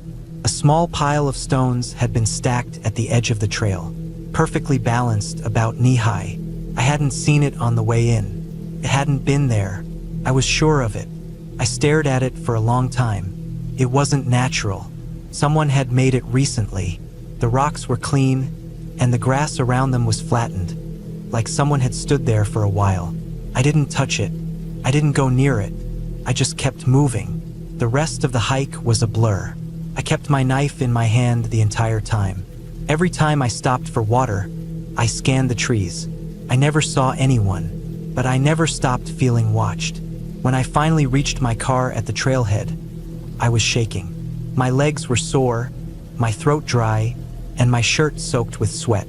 I threw my gear in the trunk, locked the doors, and got on the road as fast as I could. I drove for about an hour before I reached a small town with signal. I pulled into a gas station and sat in the parking lot for a long time. I didn't want to go home yet. I didn't even want to move. I just stared through the windshield. Later that evening, I called a friend and told him a toned-down version of what happened. I didn't tell him everything, just that someone had been in my camp and wrecked it. He thought maybe it was just homeless people or drunks messing around, but I knew it wasn't that. I knew from the way they moved, the way they didn't take anything, the way they left the prints in a circle around my tent. It wasn't random. They wanted me to know they were there, that they could have done something if they wanted, that they chose not to. I didn't report it. I didn't think anyone would care. It wasn't a crime, technically, just creepy as hell. I didn't sleep well for the next few weeks. Every time I closed my eyes, I saw those footprints. I saw the pile of stones. I heard the slow, steady steps in the grass outside my tent. I kept a knife by my bed. Even though I was home, I checked the locks 3 times every night. Eventually, I started sleeping normally again. I told myself it was probably just some weird locals messing around, or other hikers who found my camp and got curious. I forced myself to believe it, but I haven't been camping alone since. I still hike. I still go out into the woods, but I don't sleep out there alone anymore. Not after that. I take friends. I choose official campsites. I tell people where I'm going. I keep a satellite phone on me, and I carry a small hatchet now, not just a knife, because I don't know who was out there that night. I don't know how many there were. I don't know what they wanted, but I know they knew I was there, and I know they came close. Too close, and that's something I'll never forget.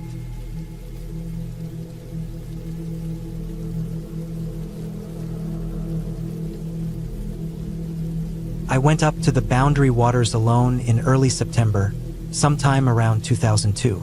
The weather had just started to cool a little, and most of the summer crowds were gone. It's a massive area, thousands of lakes and dense forests straddling the Minnesota-Canada border.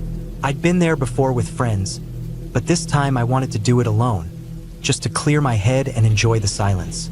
I'd planned a 3-night solo hike and paddle loop, bringing just the essentials.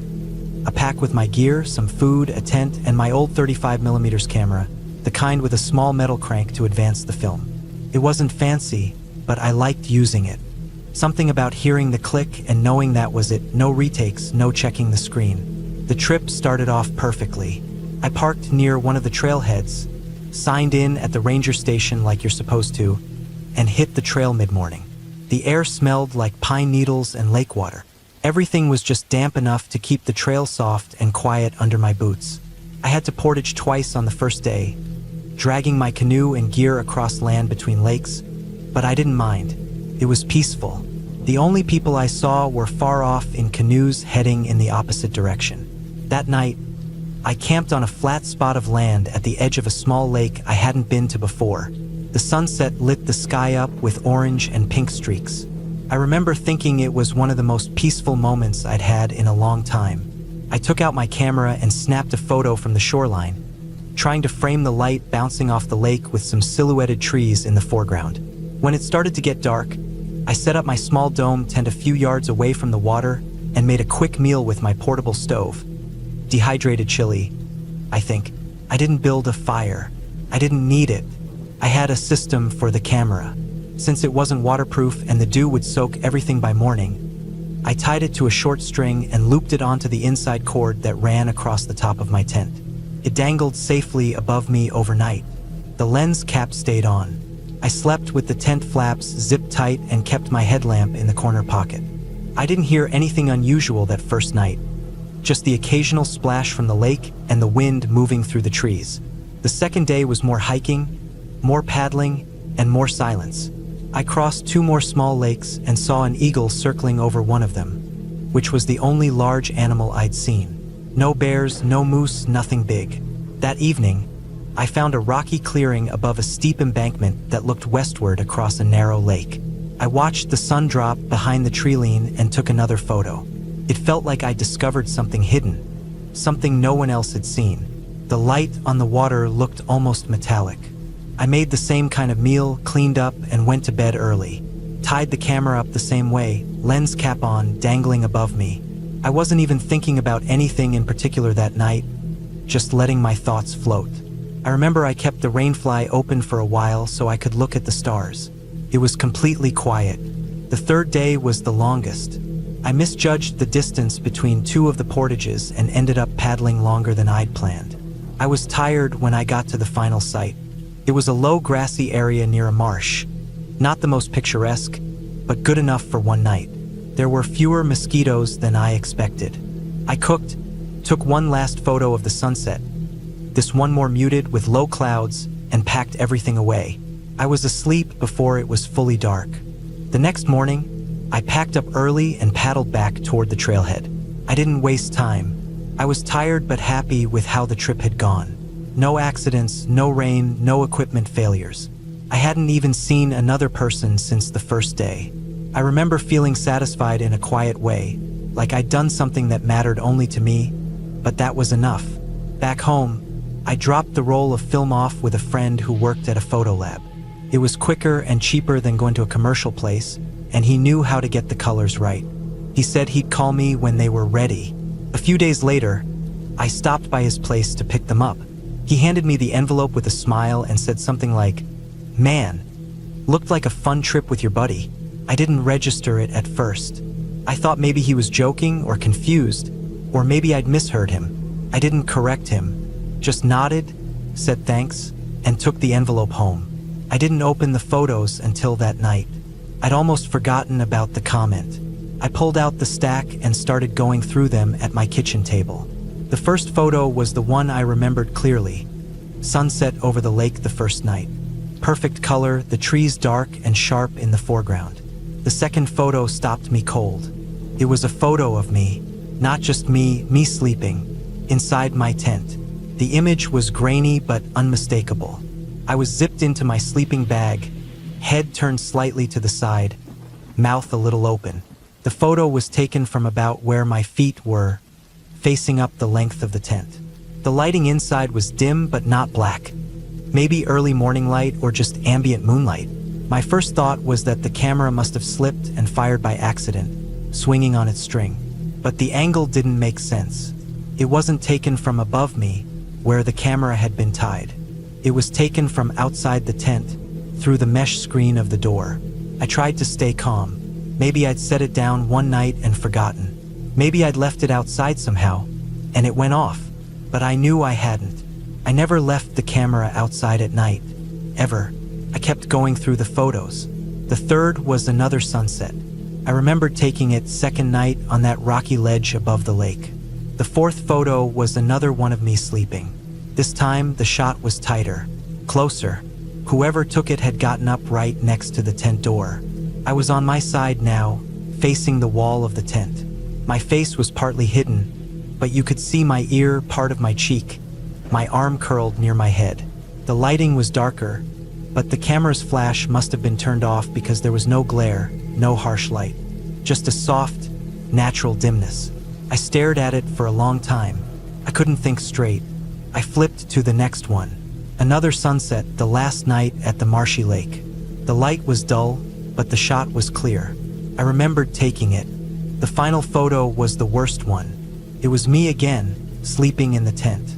Same angle as the first, shot from the foot of my sleeping bag. But this time it was even closer. Whoever took it had unzipped the outer flap of the tent. You could see the outline of the door hanging open a little. My face was turned directly toward the lens, eyes closed, mouth slightly open. The whole thing felt wrong, violated. My sleeping bag was partially unzipped, like I'd kicked it down during the night. The detail was sharp, too sharp. I put the photos down and just sat there. I thought about who could have taken them. I hadn't seen anyone out there. No other campsites nearby. I hadn't heard footsteps, voices, anything. But someone had been there 3 times, once each night. Close enough to reach my tent, close enough to unzip it and point a camera inside. Close enough to stand there and watch me sleep. And I'd never heard a thing. I went back through my memory, trying to remember if anything had seemed off. But it hadn't. I felt completely alone. There were no prints, no disturbed ground, no missing gear. Nothing was out of place. But the camera had been moved, untied and held by someone, then returned to the same spot before morning. I checked the string I'd used to tie it. It was still in the bottom of my gear bag. I took it out and examined it. It was frayed slightly near one end, as if it had been untied and retied multiple times. I hadn't noticed before. The more I thought about it, the more it made sense in the worst way. The camera wasn't accidentally triggered. Someone had been watching me every night, waiting until I was asleep, quiet enough to approach, unzip the tent, untie the camera, take the photo, and return it without waking me up. I didn't sleep well that night. Every sound outside my apartment made me jump. I kept checking the locks on the windows. I didn't want to tell anyone at first because it sounded paranoid. But I did tell my friend who developed the film. Showed him the pictures. His face changed as he looked at them. I could see the realization hit. I didn't go to the police. I didn't know what I'd report. There was no crime, technically. Just someone there, watching me, maybe taking more photos that I never found. Maybe just standing outside the tent. Maybe doing nothing but watching. I never went back to the Boundary Waters after that. I still camp, but only with other people now. Never alone. And I never bring that camera anymore. I keep the photos in a drawer at home. I've thought about throwing them away, burning them even, but I can't. They feel like proof, not just of what happened, but of how easily it did. I think about it sometimes, especially at night. How close someone can get. How quiet the woods really are. How sleep makes you helpless. And how some people know that. That trip was supposed to be peaceful. 3 nights of solitude, surrounded by nature. It was peaceful on the surface. But now, when I remember it, what comes to mind isn't the sunsets or the silence.